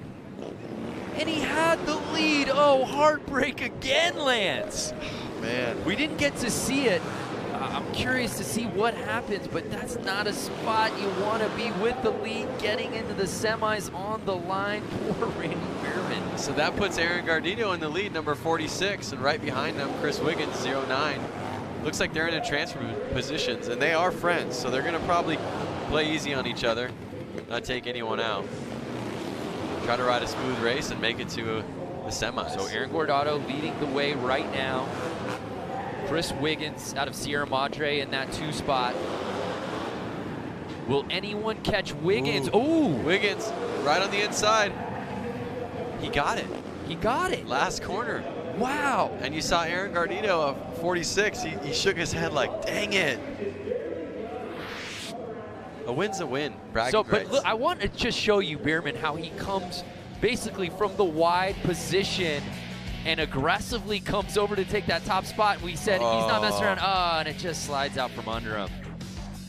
Kind of goes back to the same thing he said about himself in the last race. He was in the lead, he knew it, and he should have ridden a little bit mellower. He said that in the last interview. Just so tough to see because the mentality was there. Chris Wiggins, as you said, inching with that win last second, but Gordato moving on. That's bragging rights right there. Yeah, Gordato must have been good luck charm talking to our own Diana Dahlgren right before the race. Let's just keep doing it. Diana, I know you're down there with Randy Bierman. Tyler joining us. What you got? Yeah, that's right. Standing here alongside Randy Bierman. Man, what happened? Had the lead. You had it on lock and then went down in the corner. I don't know what happened. I kind of came up on some slower riders and just kind of lost my concentration, and thing just got away from me. I am totally gutted right now. Oh, I know. I can't even imagine what you're thinking. Tyler, you were watching your pops down there racing. What was it like? I was up there and I was filming the whole thing, and we were all saying, you know, he's got it. He's just got to ride it in, and you know, it'll reach up and grab you that quick. And I literally jumped out of my seat, and you know, my heart broke right there with him. But it's all good. He was riding good, and you know, it's part of the sport. So. Are we going to see you back here next year for Harley Hooligan Racing? Well, absolutely. If Roland Sands will let me ride his motorcycle some more, I would love to come back and redeem myself. All right, well, the people of Boise have enjoyed watching the Bierman father-son duo. Big round of applause for these guys here tonight. Guys, back to you. Thank you, Diana. Yeah, he's gutted. Well, I'm gutted here in the booth. I'm just trying to figure out, is there a wild card spot we can give him for Minneapolis? You want to talk about somebody who's been uber impressive all night long and has nothing to show for it, won't be qualifying on to the Semi or X Games Minneapolis. That's just heartbreaking, man. It is. So it's time for our final LCQ of the night. Again, the top two from this one will be joining everybody else who moved on to that semi. And we've got a good group here. Headlined by Dan Jacobson, the guy we were talking about who had a hand in building the scaffolding over at US Bank Stadium, the home of X Games Minneapolis. What a story that would be. I mean, he's going to be home no matter what anyways. He's got to get back to work. Yeah. Might as well be racing at X Games while he's there. That's for sure. 44X, Dan Jacobson. That's the guy to keep your eyes on. Great paint job on that bike, by the way. The Evil bike. So it all comes down to this, our final LCQ of the night. The top two here will be moving on to the semis. 4 of them out there. And it's Jacobson who takes the early lead. 87 right behind him, Chad Tyson. Right now, Tyson holding on to that 2-hole, but it's Jacobson dashing around the corners. But 37 to Todd, he wants it. Oh, he's just stood his bike up a little bit in the corner. You think they're gonna ride it out like this? Well, the way Tyson's riding right now, he might try to make a pass here. I'm not sure if that'd be the smart thing to do. Yeah, and there you see now Jacobson trying to hug the corner, not giving anything to Chad Tyson at the moment.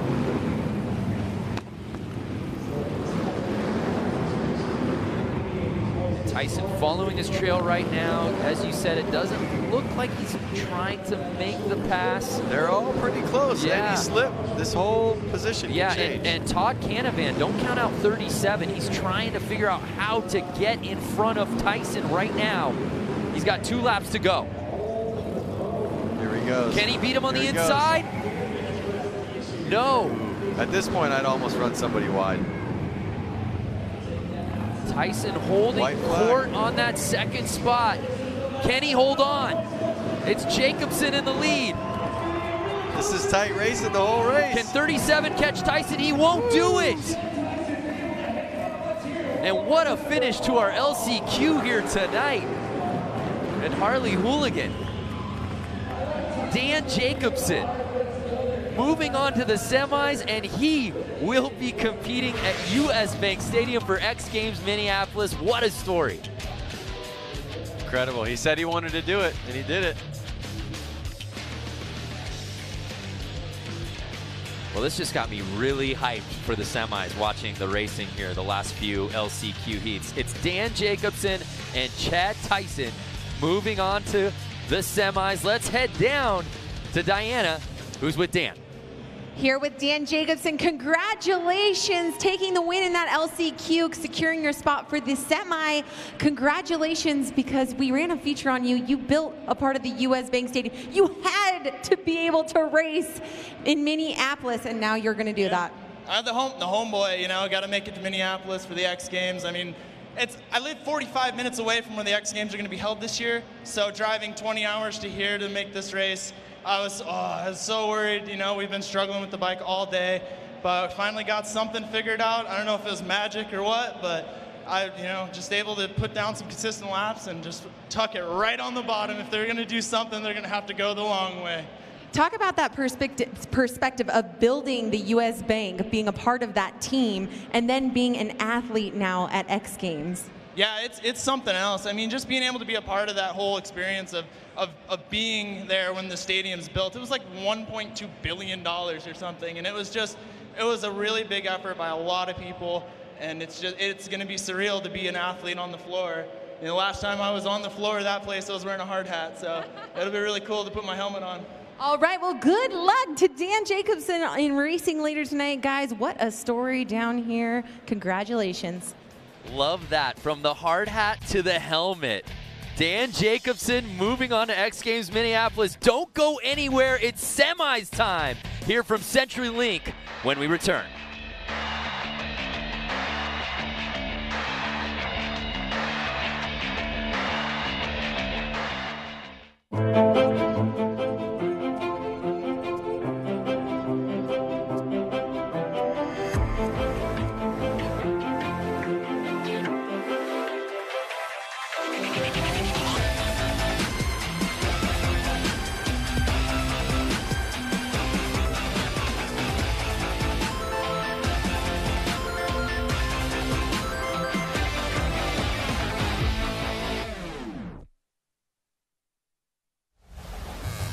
You can't come to Boise, you can't come to Idaho without trying the potatoes, but it's been an amazing home for sure. We welcome you back to the Harley-Davidson Hooligan Racing here at CenturyLink Arena in Boise, Idaho. It's semifinals time. Now, all these riders are trying to make it to the main. There's no doubt about it, Lance Corey. But they can take solace in knowing that each one of the riders we're going to see out here now have already earned a spot to X Games Minneapolis.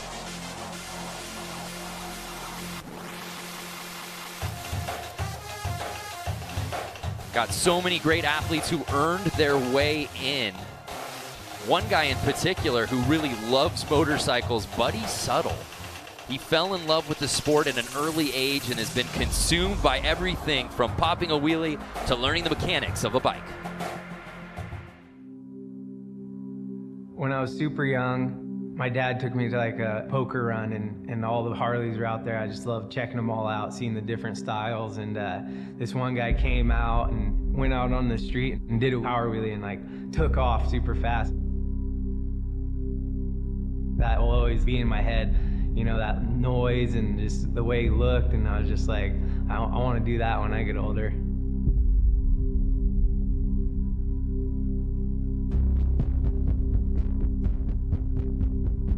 When I'm sitting on the bike, warming it up, excitement, that's what I feel, and I think that's what I love about it.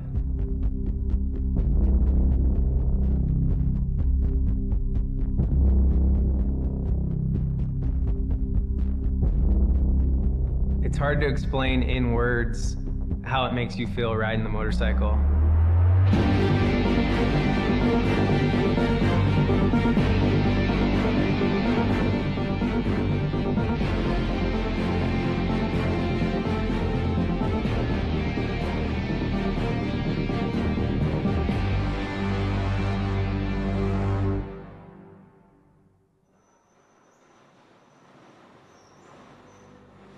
I would wheelie everything. Like, I always wanted to wheelie my BMX bike when I was a kid, who could do the longest wheelie, the best wheelie. So that's kind of where it started for me. You know, we'd mess around on the dirt bikes when we weren't riding the motocross track. We'd practice wheelies, and then once I got the street bike, doing wheelies and, you know, standing on the seat and doing all that. So when I finally got a Harley, I was like, oh, I'm gonna start wheeling this thing and riding it like how I ride my dirt bike. And I figured out fast that it was a lot heavier and gonna be hard, but yeah, I just kept working with it and riding with my buddies and progressing, and finally started figuring it out. About 8 years ago, my partner Nikki, he had a little shop called Unknown Industries, and he was doing stickers and t-shirts, and I was already making a couple little videos on YouTube.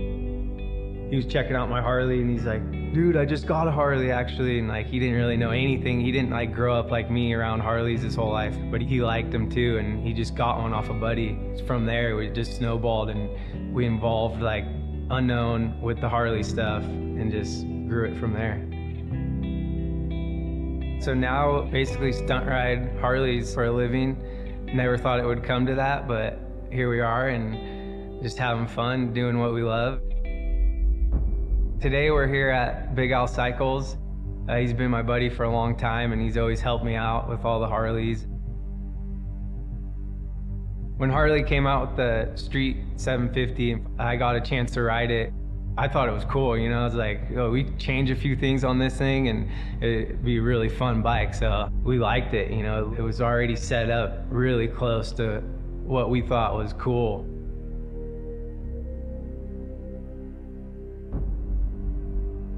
For the racing stuff, you know, put the good tires on them and change your bar setup, and we chain drive them, and, you know, little upgrades, but, you know, not too much. And it's just fun going out there and racing with your friends and having a good time.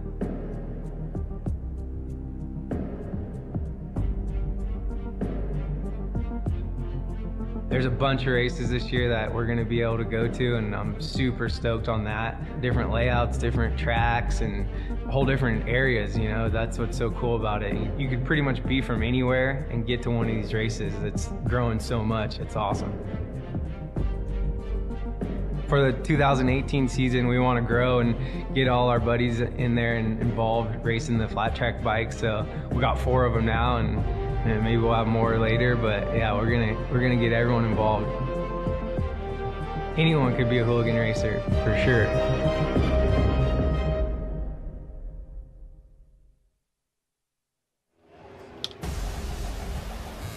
What?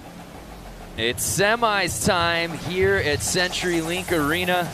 48 riders, 4 heats divided down into 12 athletes per heat. 10 laps per heat, and the top 3 from each one advance. The rim. And remember, all of these riders we're seeing out here will be moving on to X Games Minneapolis. Earn your way into the semis, earn your way to X Games Minneapolis. It's that easy, Lance. So a lot of these riders are already kind of relieved. They already beat the first feat that they needed to. Right. And the first goal I think they had getting here, now they're on to their second goal of, well, now I want to win. And let's talk about some of these guys we're going to be seeing coming up. We saw really early on in the evening, they've been sitting for a while, waiting to get back out on that course. Yep, I actually think the guys who rode the LCQs have a little bit of a better advantage. Right? Yeah, their adrenaline's still up. They were just out there. They didn't kind of doze off a little. Right. The conditions of how the course is riding is fresh on their minds at the moment. And there we see a look at heat number 1 here in the semis. Our 12-man field. Some really interesting names who had some real success throughout the Run 1 and our LCQs. There you see Jimmy Hill, who had to earn his way in through the LCQ. Benny Carlson, Jason Clements out of Huntington Beach, California, really rode quickly on this course. Merle Barnett, 97. He is our oldest rider in this heat at 54 years old. And Jimmy Hill, the youngest in this round of 12 at 27. You love those tassels. There's something about the flair of the tassel that just really speaks to me. Bring your pet to work day. No, he's the boss. That's timing and scoring, by the way. So he's effectively judging this entire contest. That's our spotter. He's the one that decides when the red flag goes up. So Benny Carlson. That flare. You think that flare is going to take the lead on this one? Something. I almost feel like, I wonder if it makes you slower, though. No wind drag. No wind drag with the tassels? Well, we'll see. It all comes down to this here in the semis. But as you said, the pressure's off, which is interesting. You don't usually say that as you climb your way up through the contest evening, right? The pressure should be mounting. But I think for so many of these riders who have never been afforded an opportunity like this, they're already qualified in into X Games. How amazing is that? And there we see Jimmy Hill. He's got a Real Moto part dropping, xgames.com in August. Of course, Real Moto, part of our Real series, one of the best things that X Games does. There's no doubt about it. But now, are we going to see a looser style of riding? I don't know. I mean, right now you have the faster guys all teamed up. So you're going to have guys that are used to getting top 4 now wanting to be top 4, wanting to win. So I think it's going to get pretty messy out there. And do I see how many riders do I see out 12. there? There should be 12. So it's going to get pretty messy out there. And just like that, we're off. And it looks like 44, Robert Bush with the early lead out of Acton, California. Jimmy Hill holding the solid 3rd place right now. Oh, red flag. Oh, what right happened? out the gate. What did we miss? Again, here in semis, each semi heat, the top 3 move on to the main. Did somebody jump the gate? It looked like they went a little early because let's look at the start. Watch orange t-shirt. Oh, the dude that was, who was that?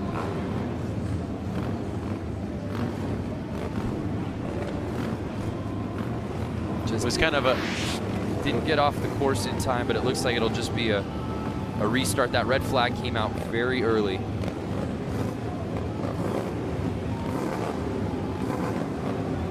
But again, Robert Bush, right out the gate, had the whole shot.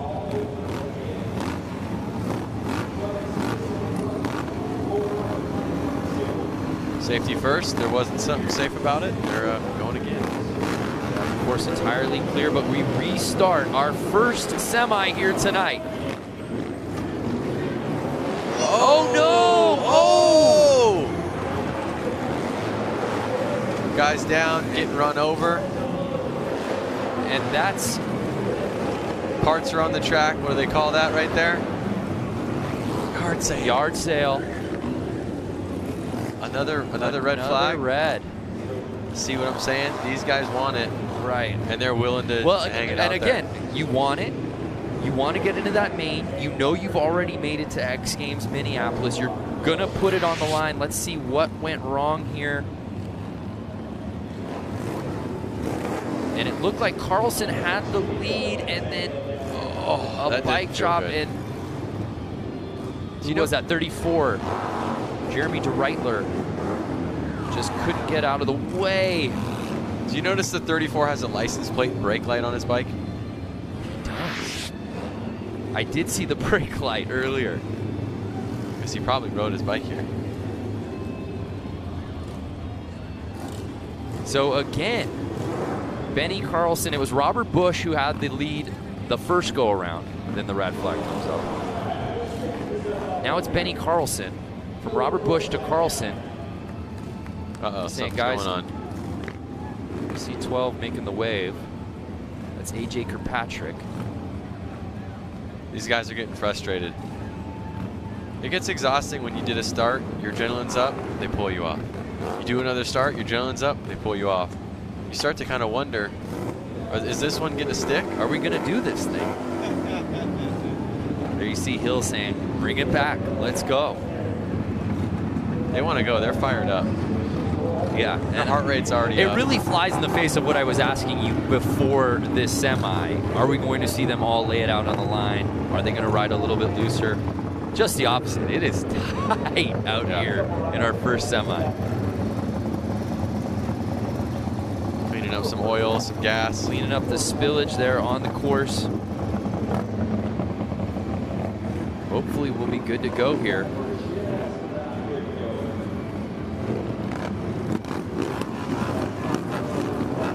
So the crazy thing is this is originally a hockey arena. That's before right. they were out there. Yeah, there you see the banners. You think they're just going to put the ice right over? The ice right over. Marks? And we're off.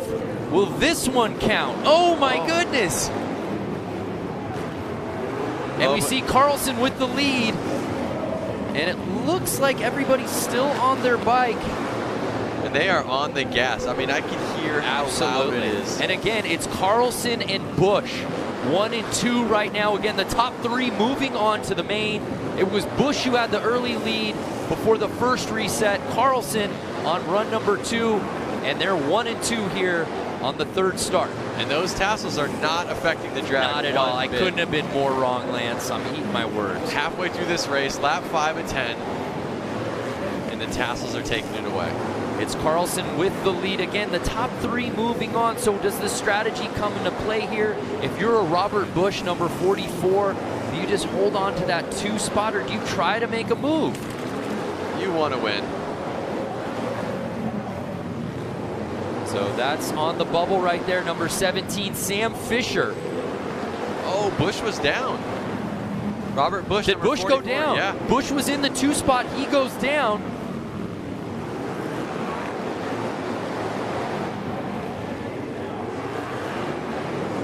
Notice these riders are definitely a little more aggressive. They're sliding into the corner more. They're on the gas more. Where's Jimmy at? Jimmy Hill. Jimmy Hill gets into 3rd, and it's Sam Fisher that took the top spot. Tassels. Tassels took the top spot. Tassels took the top spot. There's a question now coming in the booth. Is it Tassels or is it Fringe? That's not for us to decide. But again, it was Carlson who got the early lead. And this was from earlier as we saw the resets. There was a lot of ups and downs in this race from the restart. And this was the 3rd run where we did see a little bouncing, but everyone did stay on their bikes. And again, top 3 moving on to the main. Yes, and I believe it was Fisher that got that 2nd spot. Benny, Carlson, Fisher, and DeReitler. So Jimmy Hill just on the outside looking in. Those 3 moving on to the main. Let's head down to Diana Dahlgren. Standing next to Benny Carlson. What an exciting race. Walk us through it. Yeah, we've had a good night. Since we pulled it off the trucks, Weber Motors has put me on probably the best bike out here. So I'm pleased. You know, we got a lot of good backing, and I'm having a heck of a good time. Hope the fans are as well, and that's about it. You raced Supermoto at X Games. I mean, I'm really feeling like what brought you through all those red flags and all those hiccups was this fringe. Get a shot of the fringe, cameraman. This is what brought him through all the hoops to jump through tonight. Yeah, you know, when you're a hooligan, you got to have your own little kind of like a sauce on the night and make sure you stand out a little bit. That kind of seems what it's all about. But we're out here having fun. Can't say enough for all my sponsors, and we'll go from there. Well, congratulations to Benny taking home the first win for the semi tonight. The Flair bringing it here to Harley-Davidson Hooligan Racing. Guys, back to you.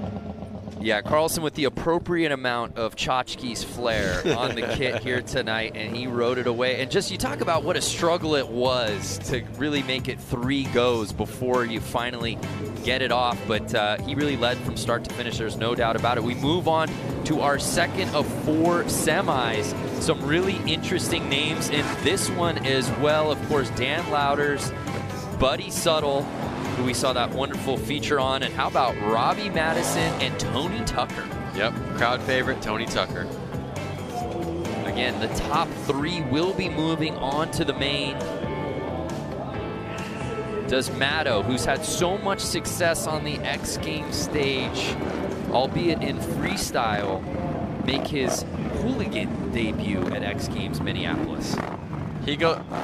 Robbie Madison goes from jumping 300-400 feet, up and down buildings, over big canals, riding a motorcycle on water. Yeah, surfing with the motorcycle. Matto is progressive as it comes to guys on bikes. To see him out here is just amazing. And how about Buddy Suttle out of Huntington Beach?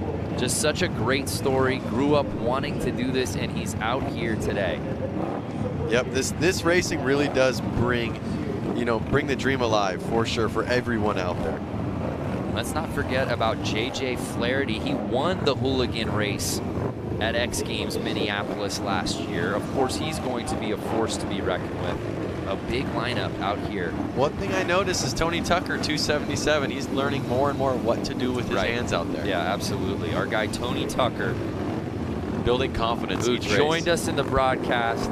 Lance Corey, just really a dream maker out here tonight in Boise, Idaho, bringing them on to the intro of the show. And here we go. 77 as that Mishler with the overall lead early, and he's getting passed right away by J.J. Flaherty. Flaherty's already pulling away. Look at him. He's got a bike length on him. Yeah, there's no doubt. We saw Flaherty in his run 1 have no problem with this course. Again, he won Hooligan last year at X Games Minneapolis. No one more experienced in this format than JJ. When you see JJ even make a mistake, his bike stands up a little bit in the corner. He slides a little bit. He doesn't slow him down. He stays on top of the bike and he stays in control. It's incredible to watch him ride. Top 3 moving on to the mains. It's Flaherty holding court in that top spot, but who's behind him, Lance? You got me stumped. I'm looking. I was so focused on his riding.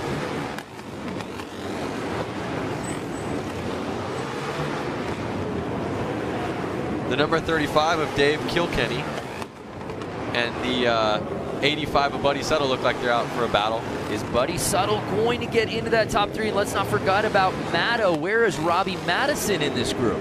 There he is on the ground. Oh no, what happened to Matto?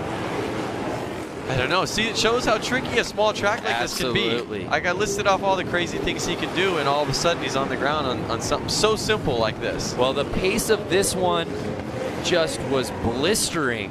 Really hard to follow. The one thing I do know, the guy who won Hooligan last year wins this thing, or at least the top ranked in this semi. He'll be moving on to the main. JJ Flaherty. He's been on a winning streak for the night, and he's going on to the main. I think he's going to pull it again. Yeah, he just looked like a smooth operator out there. So confident in his riding. Terrific approach to how he's been handling this course out here tonight. Let's take another look. And again, it was 77 early. Mishler, who had the lead on the inside, but now watch the patience of Flaherty to move outside in.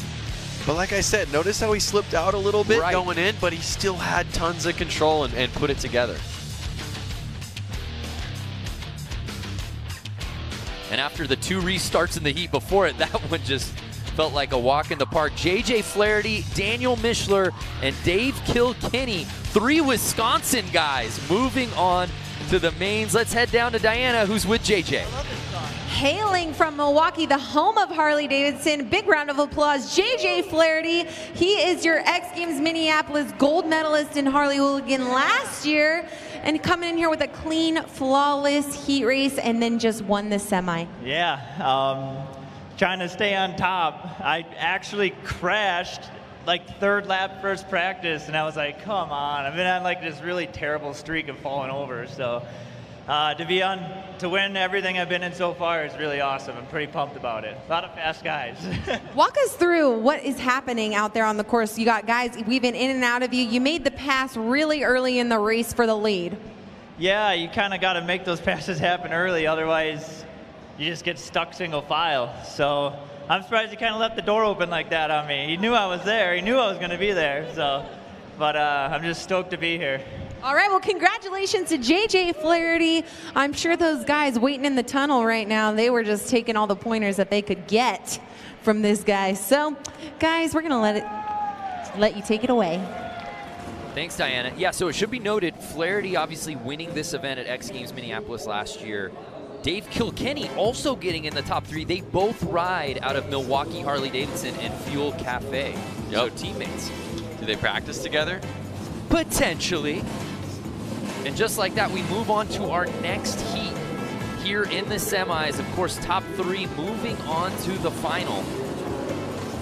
Some really interesting names on this one. Jason Schreffler, Terry Vestal looked great in his run.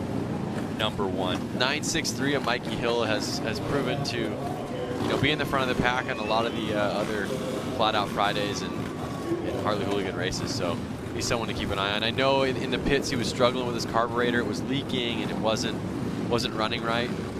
But I saw him working on it. So hopefully he got his bike running good. Let's not forget about Jake Cook and Alex Brooks. They had a battle earlier tonight. They'll be going to head-to-head once again here in the semis. 142, Danny Holbus. Jeremy Whittick, number 60. Jeans. And 963 Mikey Hill. 27 Terry Vestal. Riding that 7M, Brad Spencer. Don't forget, we have a whole lineup of guys behind them. Don't forget. Spencer rocking the hoodie.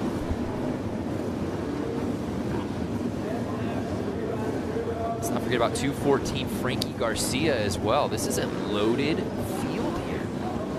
I didn't see him. Did you see him out there? Looking for 214. He must be in the back. We've got him on the start list here.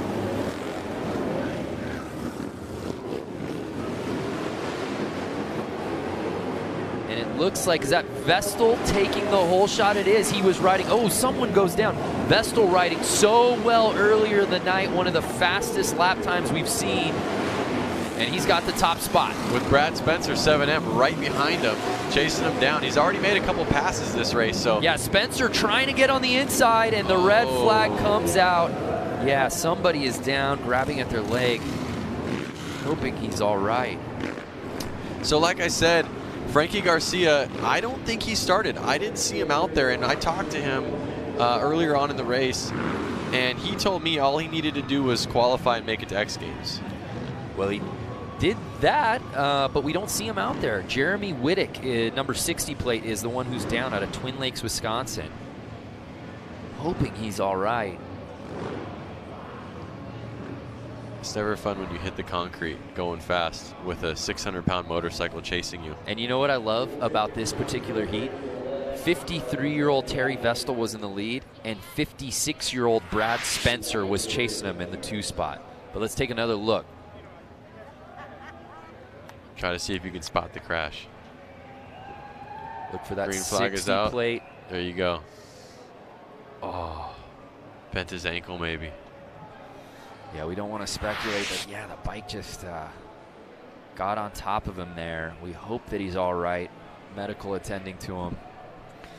That's tough. It seemed we've gotten through most of the night somewhat unscathed as far as injuries go. We've definitely seen some bikes go down, but for more from the course, let's head down to Diana. Diana, what'd you see down there? Yeah, tricky crash. Unfortunately, in the corner, grabbing his knee right now. We don't want to speculate, but fortunately, the X Games medical staff is always here to keep all of our athletes very safe. They're going to be taking good care of this athlete and make sure he is walking out of here tonight. Yeah, thank you, Diana. We hope that Whittick's okay as we take another look. Of course, everyone here in the semis has already earned a spot to X Games Minneapolis. Hopefully he'll be ready for that. But of course, with a fall like that, the red flag certainly having to come out. And we're on a bit of a course hold as we make sure that Whittick's attended to properly. And that's got to be tough for the psyche for the rest of the field, right? Of course, you never want to see one of your fellow competitors go down. But again, at the end of the night, there's still a semi as they're applauding, and it looks like Whittick is coming off, hopefully on his own devices, being put on the stretcher there, but looks conscious, which is great. Medical taking care of him. But now all of a sudden you've got to, as the rest of the field, block that out. Yep, and their adrenaline was up, but now they're bummed. They got to get back out there and keep racing and try to get that picture of him rolling off the track like that out of their minds.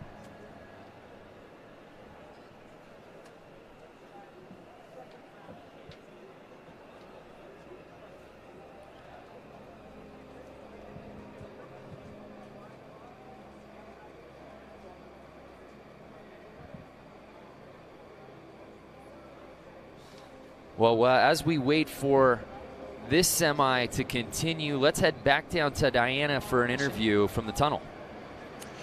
Yes, so we're standing here with Aaron Guardado. You know, the field is stacked right now. I mean, you can see we hear the clap starting back up on his feet and getting him out of here, the medical staff. But walk us through what's going to happen out there on this track and what you need to be aware of as a racer. You're going out with 12 others, or 11 others on this track now, and every corner gets smaller. Every line that you thought you had it's interrupted by 3, 4, 5 other people. If somebody goes down, you have to watch out for that, and you're gonna want to ride smart, but just be just as aggressive as earlier. But it's hard to predict if someone's passing in their tight and they need to avoid that. Everybody behind you is going to have to do the same thing.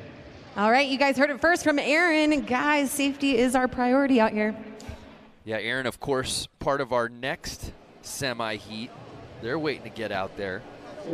These guys are ready to get this race back going. Wittick now being attended to, taken on the stretcher. He is officially off the course, and I think we'll be ready to reset this thing as we take another look at our start list. Of course, that 60 plate Jeremy Wittick, he is out. And as you said, that 214 Frankie Garcia, you're not seeing him out there. And like I said, he had work this weekend. And he mentioned that all he wanted to do was make it to Oh, X so Games. what you're saying is once he figured out and found out that he had earned the spot to X Games, that maybe he said, I got to bounce. He has to go to work. I got to go to work. He's like, I'm either in X Games Minneapolis or I'm not. Right. And so he made it in. So now he's celebrating, probably music blasting, ripping down the highway, trying to make it back to California to work. Winning tonight was just sort of unnecessary icing on the cake for him. He wants to win at X Games Minneapolis. Wow, what a mentality. But it also speaks to, again, the storyline of the night. These guys have jobs they have to get back to. Yep. These guys took work off to be out here for the most part. Yep. Amazing story. So you got to keep an eye on 7M, that's for sure. Brad Spencer, he was right on the tail in second place in the race before it was red flag. Mikey Hill having a good time out there. I mean, obviously he must have got his bike running a little bit better. Well, there you see Mr. Gordado, Aaron and Sean. They're more than just brothers. They're a team. And whether it's riding, racing, or helping out in their father's motorcycle shop, this story is truly a family affair.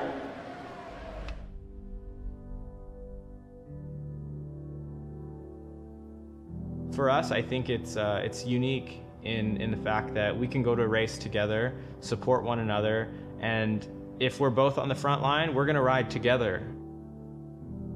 You know, we have this sense of nonverbal communication. We don't even really need to look at each other. We just know what each other's thinking.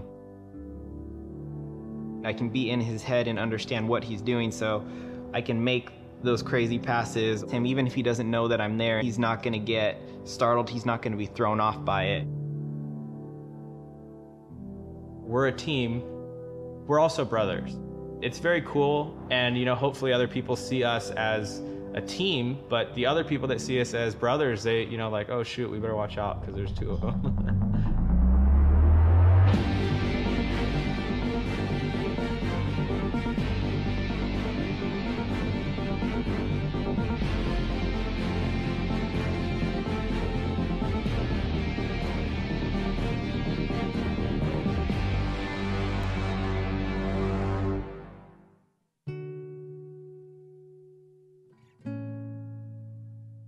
For me, my biggest inspiration would be my dad. And I say that because he built his business from scratch, and that's something that we watched growing up. You know, he'd work unbelievably long hours while he still had another job.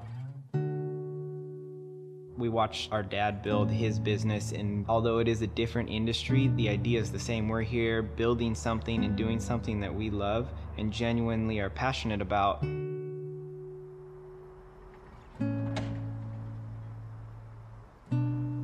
Our shop being within my dad's location, you know, he sees us working. He wonders what we're doing. He knows we're here 2, 3, 4 in the morning.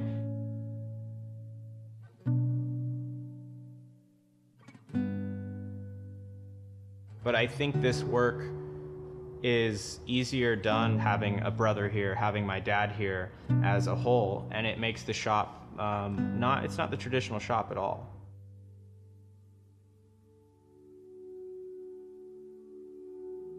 The Harley Hooligan series has grown exponentially in the past couple years.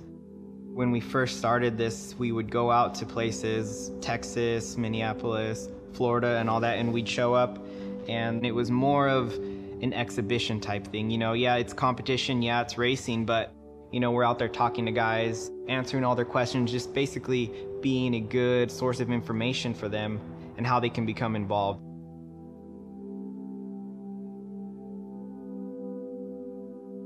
Going back to a place the following year and to see that not only have the fans grown, but the amount of people that are racing have grown.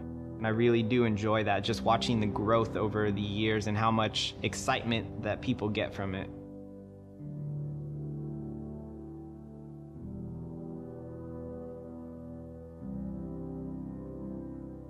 Oftentimes, more so all the time, Sean's faster, but he also crashes most often or all the time also. At most races, we'll talk back and forth, like, hi, I beat you here, I beat you there, but it doesn't really matter. You know, we're both racing together. One of us goes down, we're the first to go stop. You know, I'll bail on a bike to get him back up, and he'll do the same for me. When we come together on the track as a team, both of us, especially being brothers, we have that connection, and we can almost use that to help one another.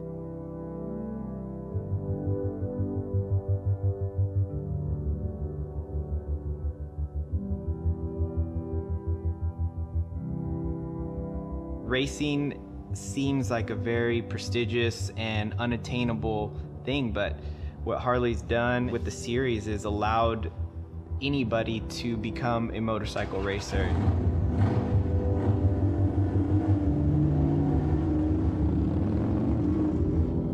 For those of you out there that want to race, you know, there's plenty of races all year long, and you just see a date, see a time, and if I can't make it, you know, take one of our bikes. You can ride one of ours.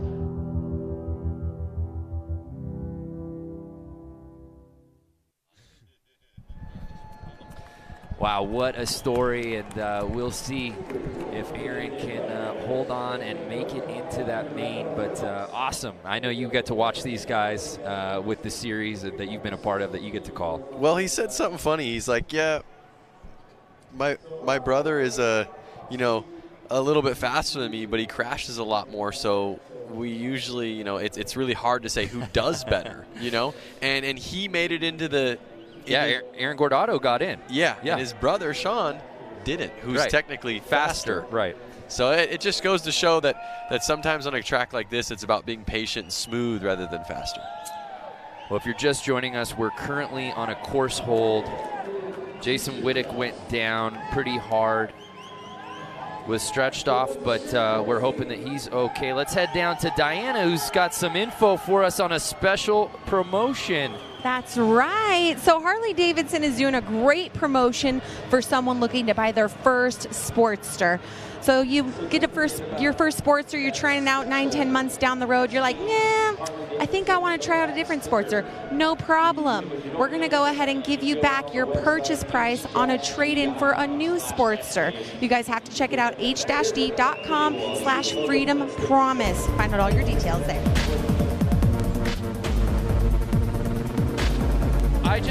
I think I just saw you filling it out online on your phone I did now. Because that bike right there is a rad That bike. is so sick. And look at that. You can hold the deck there on the side. That is so clean. The Harley-Davidson Freedom Promise. Check out h-d.com/freedom promise. What a great deal they've got running on that. Love it. So again, bit of a course hold as Wittick was taken out by medical. And we talked about it earlier before we ran that feature. I mean, you want to talk about adrenaline and getting ready for this semi and trying to earn your spot into the final. And then something happens and you go down and you wait for that restart. You know, these guys have been standing out there for gosh, 10, almost 15 minutes now. It's tough, but it's racing and it's fair. Every rider's waiting the same amount of time. Every rider's adrenaline's coming down the same. So it's not like one guy got had to wait. Right. So they're all going to start with the same circumstances. So it was Jeremy Wittick who went down. And it was Terry Vestal and Brad Spencer who were 1 and 2 prior to that. That's who you want to keep your eyes on. Brad Spencer in that 7M and Terry Vestal, 27. They're the two 50-somethings in this field. Yep. Vestal at 53, Brad Spencer at 56 years old. Both the oldest guys in the class. The other numbers I see are in the 20s and 30s. I don't even see a 40-year-old in this class. It just jumps from 30s to 50s. Well, it looks like we're getting ready to reset this thing. Here you see Danny Holbus out of Milwaukee Harley. Anyone from Milwaukee Harley watching right now? Oh, you better believe it, especially when 2 of the 3 who qualified into the main from semis just a round ago. Yeah, that's true. We're out of Milwaukee Harley-Davidson. So here's another look at our lineup. Again, Wittick's name now omitted. He's gone, obviously, because of the injury. He's not there. And as we talked about before, Frankie Garcia, if you're just joining us, 214, he is not out there. He told Lance Corey before, I just want to get into X Games Minneapolis. If I qualify in, and if he got into the semis, you automatically qualify in. He did that. Now he's got to get back to work. Yeah, he's leaving. He'll have to take a little bit more time off of work to make it to X Games Minneapolis, though. Yeah, that's a little bit more of a commitment coming up in mid-July. So at this point, do they feel warmed up, ready? Is it cooling off? The adrenaline's worn off a little bit. How do you kind of reset yourself? You said nobody's got a particular advantage. I hear you there, but maybe just the group mentality as they move in after such a long course. I mean, they're definitely sitting there, you know, kind of curious, like, how long is this going to take until we go? And their heart rate's down, their adrenaline's definitely down. They're excited, they want to race, there are people watching them, but as soon as the gate drops, it's going to go heart rate 200. 119, Craig Reynolds, the local boy out of Boise, Idaho, 21 years old. This event is so rich in storylines, perhaps none greater than the lone Boise native in this field trying to win it in front of his hometown crowd. Yeah, it's... So I've been told that part of the reason we're on that hold, we obviously got Wittick off the course, but they're waiting on an ambulance. So that is where the delay is coming in.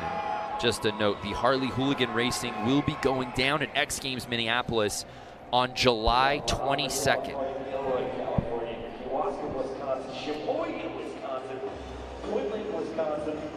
So there you see Mark Atkinson. He's been on a motorcycle since the age of 3. He's relentless in his pursuit of everything bikes. It's what he lives for, and qualifying for the Summer X Games is his goal tonight. Jumping a Harley, it's just different. You can really feel the weight of that thing when you go 70 plus feet on it, and you know that it's not made for that. You think you're supposed to go fast, and that's what you do, you just pin it. A Harley, the weight carries the bike. And I've jumped like 75 foot in first gear and barely on the throttle. I don't know if I ever want to figure out what second gear can do.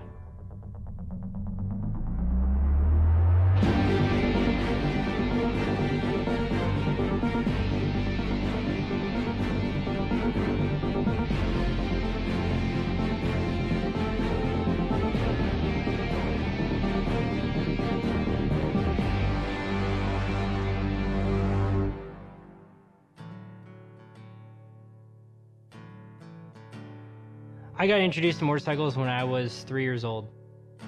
My dad got me a PW50. I actually have a Polaroid of the first day I ever rode. My dad took the Polaroid and then it says future motocross champion on it. From 4 years old till I was about 18, I raced like religiously with my dad. That's pretty much all we did. I think I was transferring to 60s at the time from the 50 class. And that's when you learn how to jump, and everyone was jumping and everything. I ended up taking a whole summer off of racing because I couldn't jump, and I was just frustrated with that at the time. I ended up riding a lot of BMX. I just started jumping and jumping and jumping. And then I came back the next year, like fresh, learning how to jump things. And then from there, it was like no stopping me. I jumped everything at every track. I was one of the smallest kids there, jumping the biggest jumps, and it heavily influenced what I did on the motorcycle. After that, I never stopped doing BMX or motocross. I still got a BMX bike laying around here somewhere.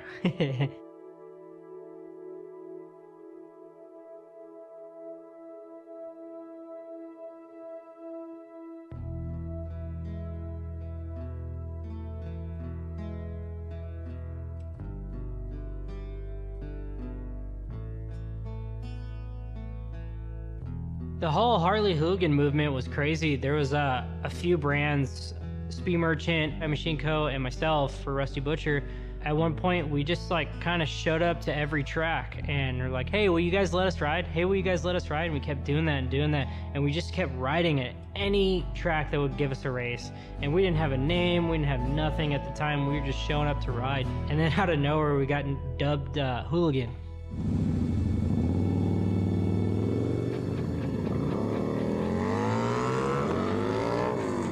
I just try to spread the word as much as I could. You know, I would send photos to all my sponsors. I would send photos to Harley-Davidson. I would send them videos. I would send them anything I could to get them to post about hooligan racing, about Rusty Butcher, and just pump up everything that we're doing.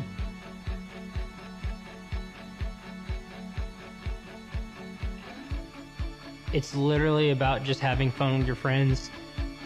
We want no money on the line. We just want it to be about like going out and have a good time. I always tell my riders, checkers, wreckers, do wheelies, burnouts, and give everyone a good show, you know? And that's what we're about.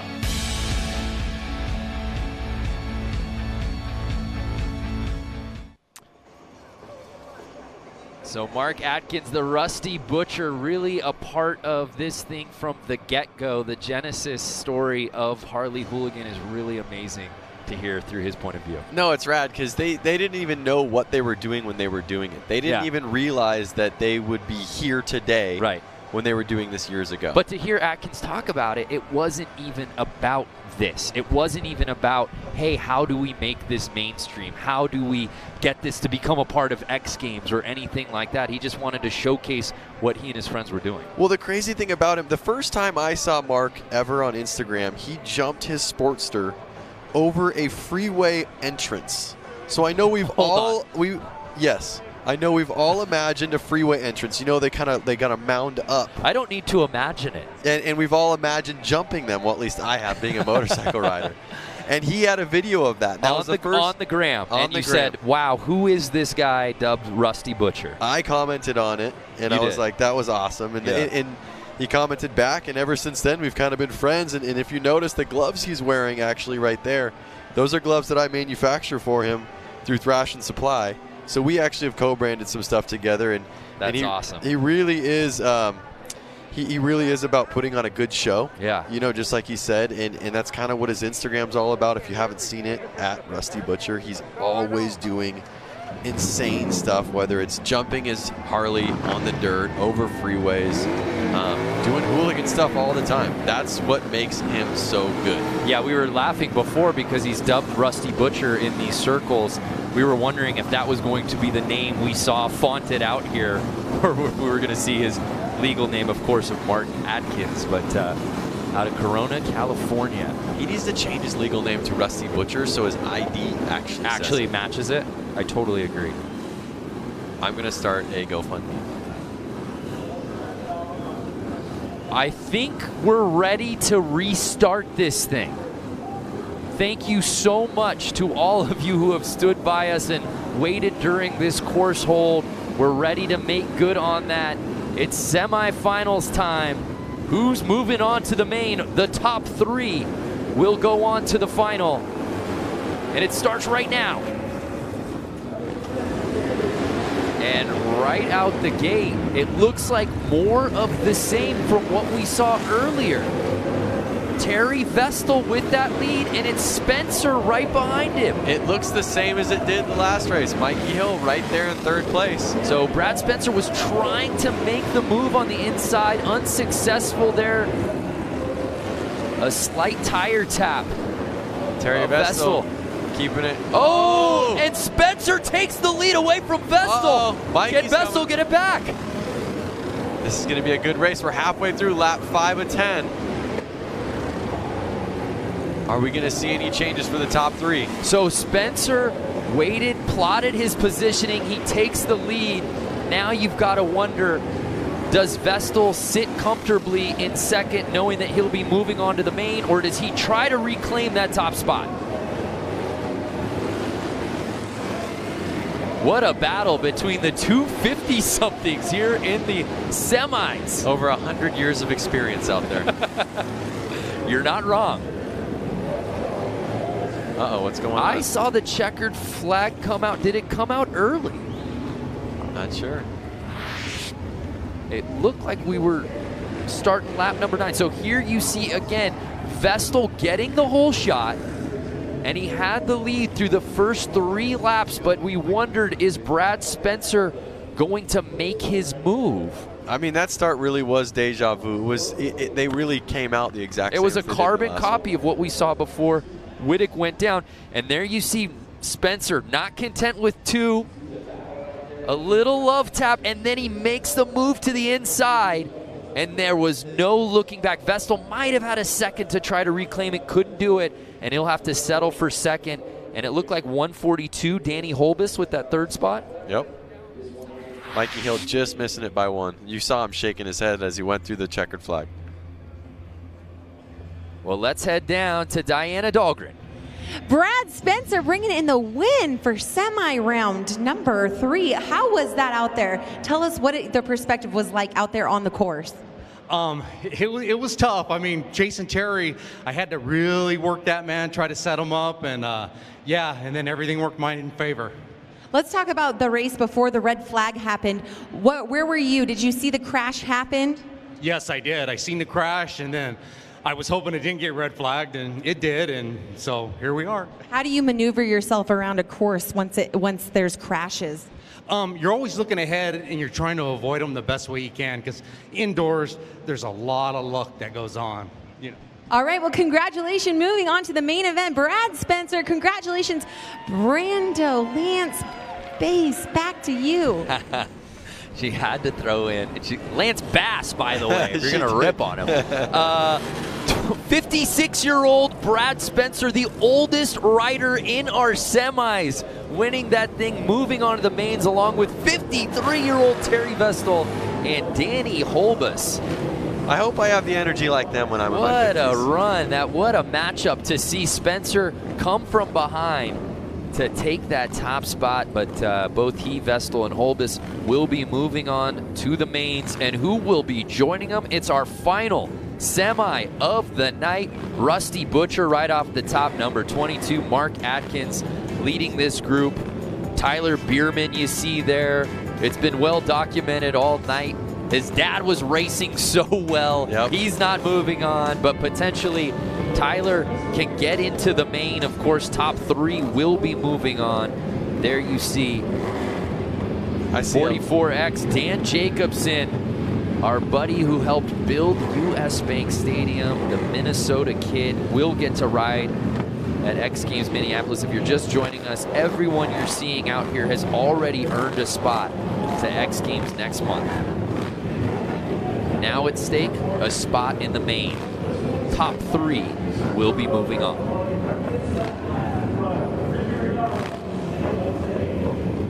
I see a lot of familiar names out there that are from California. A lot of hardworking guys.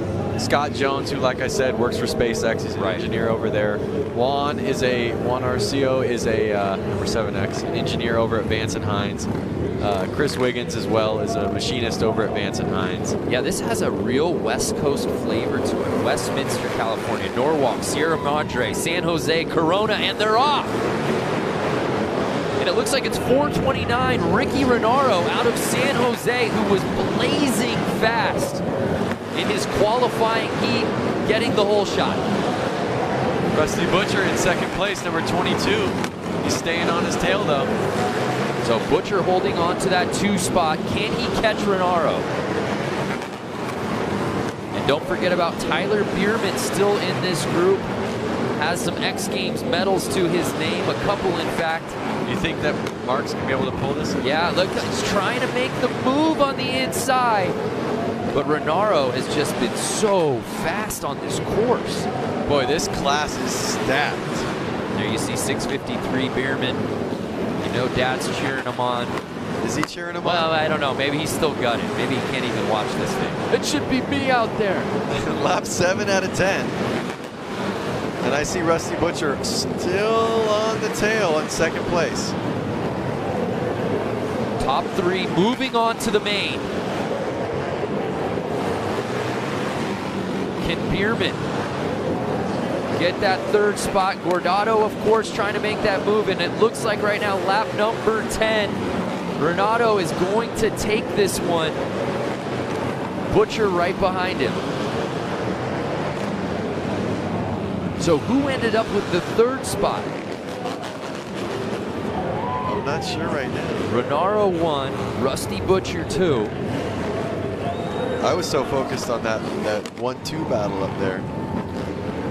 Was it Bierman? Bierman was holding 3rd the whole time. We'll have to see. It's going to be a tale of the tape watching the replay. But it's Renaro and Atkins, 1 and 2.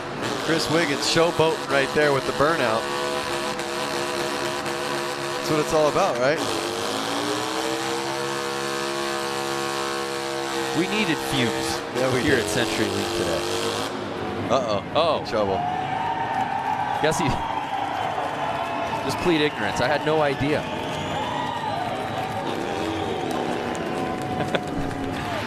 Oh, I can't burn out. Oh, I see. Okay. So take another look. Now, Atkins looked like early on was going to grab the lead on the outside, but Renaro just too much on the inside, and there was no looking back. And then you see Bierman in that 3rd spot. Partner, I think he might have held on to it. Oh, but you saw 30X there. Of Nick Leonetti. Leonetti out of Petaluma was trying to make his move.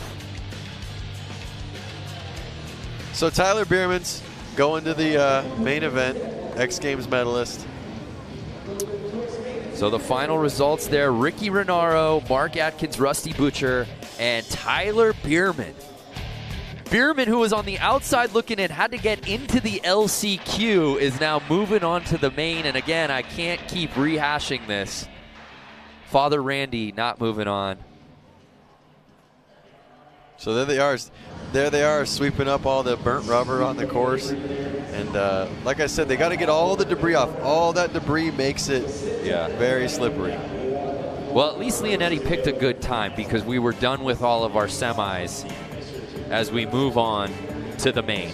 So there's the lineup. And Brando, who is your pick? Oh, my goodness. I mean, this is just... There's so many talented riders here right off the top. Benny Carlson has looked so good. JJ Flaherty, of course, our defending gold medalist. But the progression of motorcycle riding in the Midwest, let's check in on Benny Carlson. In the Midwest, I think it might just be the long winter, so there's a lot of guys that do projects. Everyone's kind of on this culture movement of going hooligan racing, and we got 3, 4, 5 months where guys can start building bikes in their shops. And I think what people don't realize is most of the motorcycle culture is in Southern California or something like that. And the Midwest is an absolute, I feel, breeding grounds for guys that made careers racing. We got a bazillion national championships. And that's why a lot of guys from the Midwest are coming and traveling to Boise to try and make it X Games. Hands down, there's going to be some guys that are going to have some hurt feelings by the end of this deal. We're going for, it's going to be fun, obviously, but the main thing is there's going to be some bumping and banging. From especially the guys out of the Midwest, old race guys. We're gonna be going for it. We're gonna be going for it. Benny Carlson, who has looked so good on this course all night long, but again, the most stacked lineup of the night. We've saved our best for last here for this crowd at CenturyLink. I cannot wait to get this final going. And you heard him right there. He said there are going to be some hurt feelings by the end of this night. So he's taking today serious. And I'm pretty sure he'd be happy where he's at right now. And we'll see if he can take it home. The fans have seen a little bit of everything out here tonight. But we were looking at that start list before, and you said, who do you like? I mean, we've just seen the best of the best from round 1 to the LCQ to the semis. The fastest guys all night long will be battling it head-to-head. And there's so many different styles of riding. I can't wait to see who comes out victorious. Well, I think I'm going to have to put my my money on 45X of JJ. Oh, yeah. Our defending gold medalist from Hooligan last year has looked most comfortable, I would say, on this course. He definitely has, and like he said, he's won all the races tonight, and he said that's not easy, and he said that, you know, it's anything can happen, and I don't know, I still think that he looked really confident out there, and I think he's going to be able to pull it. But again, you can't count out the guys who literally just hit the course. Of course, Atkins certainly is a name to keep your eyes on. Brad Spencer, certainly. Terry Vestal. JJ Flaherty. And how about Ricky Renaro, who I think has just been sneaky good all night long. I would take his lap times against anybody in this field. He looked so good in that round of 1 and just picked up where he left off in the semis. Well, he did end himself up in 8th place overall during practice for lap time, so. It should be noted, race tires provided by Dunlap. Well, you see all the rubber on the ground out there and burning tires. Someone's got to support them, so why not be Dunlop? There you see the number 17 plate, Sam Fisher, out of Hartford, Wisconsin. Part of our 12-man final. JJ Flaherty has looked so good. There you see Daniel Mishler, of course Benny Carlson, Terry Vestal, 429 Ricky Renaro, Flair, Benny Carlson. Is that going to affect him in this race? Clearly it was advantageous. I thought it was wind resistant, not an issue at all. And how about this guy? 7M, the oldest rider in the field by just 3 years, mind you. 56-year-old Gilroy, California native, Brad Spencer. Something crazy to think about is all the guys up there in the front line are basically winners from the night. Right. So they all have what it takes to win.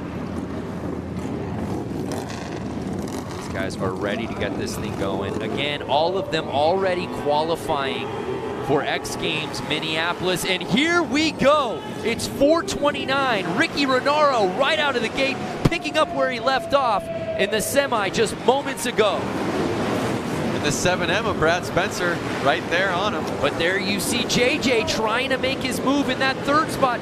Can he get around Spencer?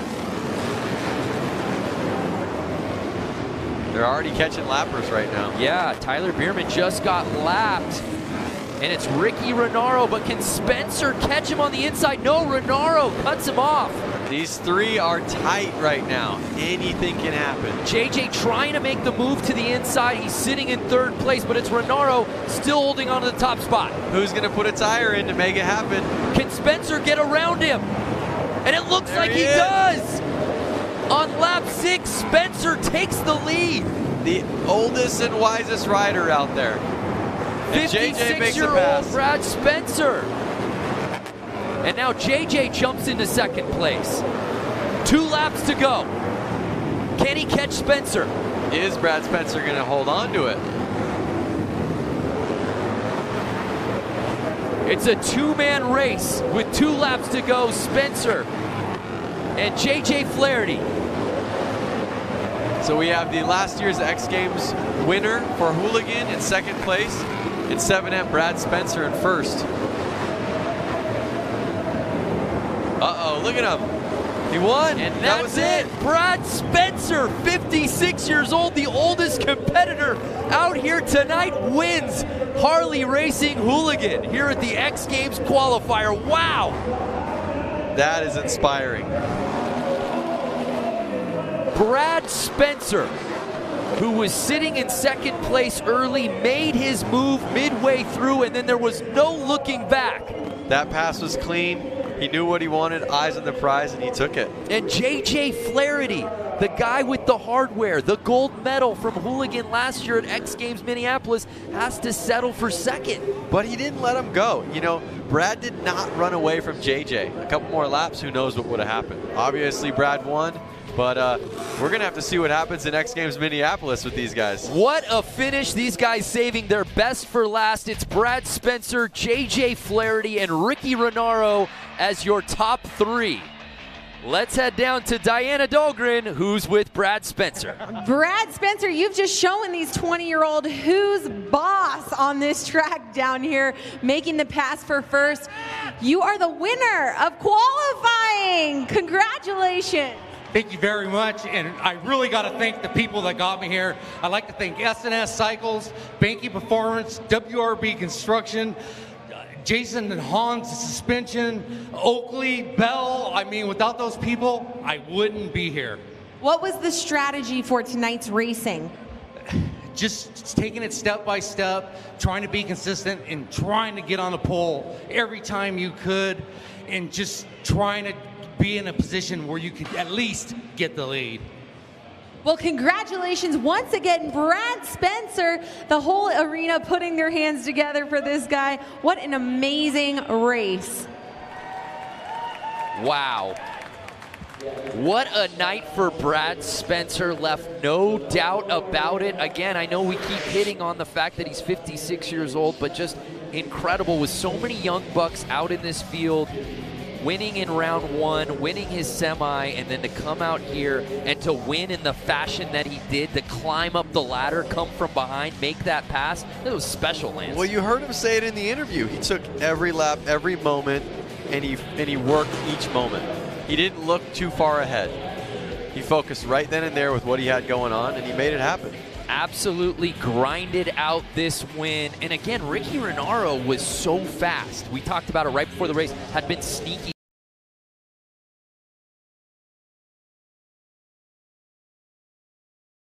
Got to be eating at him to know that he had the lead halfway through the race and wasn't able to complete it. But what a night for racing for all of hooligans worldwide, making it out here tonight in Boise, Idaho. It's Brad Spencer coming out the victor. Yep. And we're going to get to see these guys racing again in X Games Minneapolis. Man, if that's a preview of what's to come at US Bank Stadium on July 22nd, look out. All right, it is now time for our awards. Ladies and gentlemen, from the Road to X Games Boise Park Qualifier, make some noise. In third place, Ricky Renaro.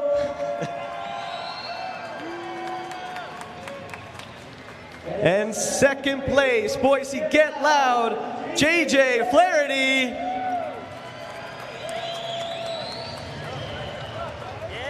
And now first place, Road to X Games, Harley-Davidson Hooligan. Make some noise, Boise, for Brad Spencer. Congratulations to everybody who came out tonight. Thank you, Boise. We'll see you tomorrow at the Road Skate Park for BMX and skateboarding. We'll see you in Minneapolis later this summer. Thank you, everybody, for coming out. Great to see the coronation of those top three. Of course, Flaherty, we expected to be right there. Renaro leading the way halfway through, but it was Brad Spencer with some gutsy racing, grinding out the win. We'll see all three of them, plus 45 more that we saw out here tonight at X Games Minneapolis. Let's go do it again, man, next I am month. psyched, man. I can't wait to see these guys race again. Well, what a night for racing at CenturyLink Arena here in downtown Boise. Remember, fans, there's a lot more going on this weekend. Road Skate Park tomorrow, men and women's skateboard park final, as well as the BMX final. You can check out the competition schedule and all the coverage on xgames.com. For Diana Dahlgren and Lance Corey, I'm Brandon Graham saying so long from Boise, Idaho.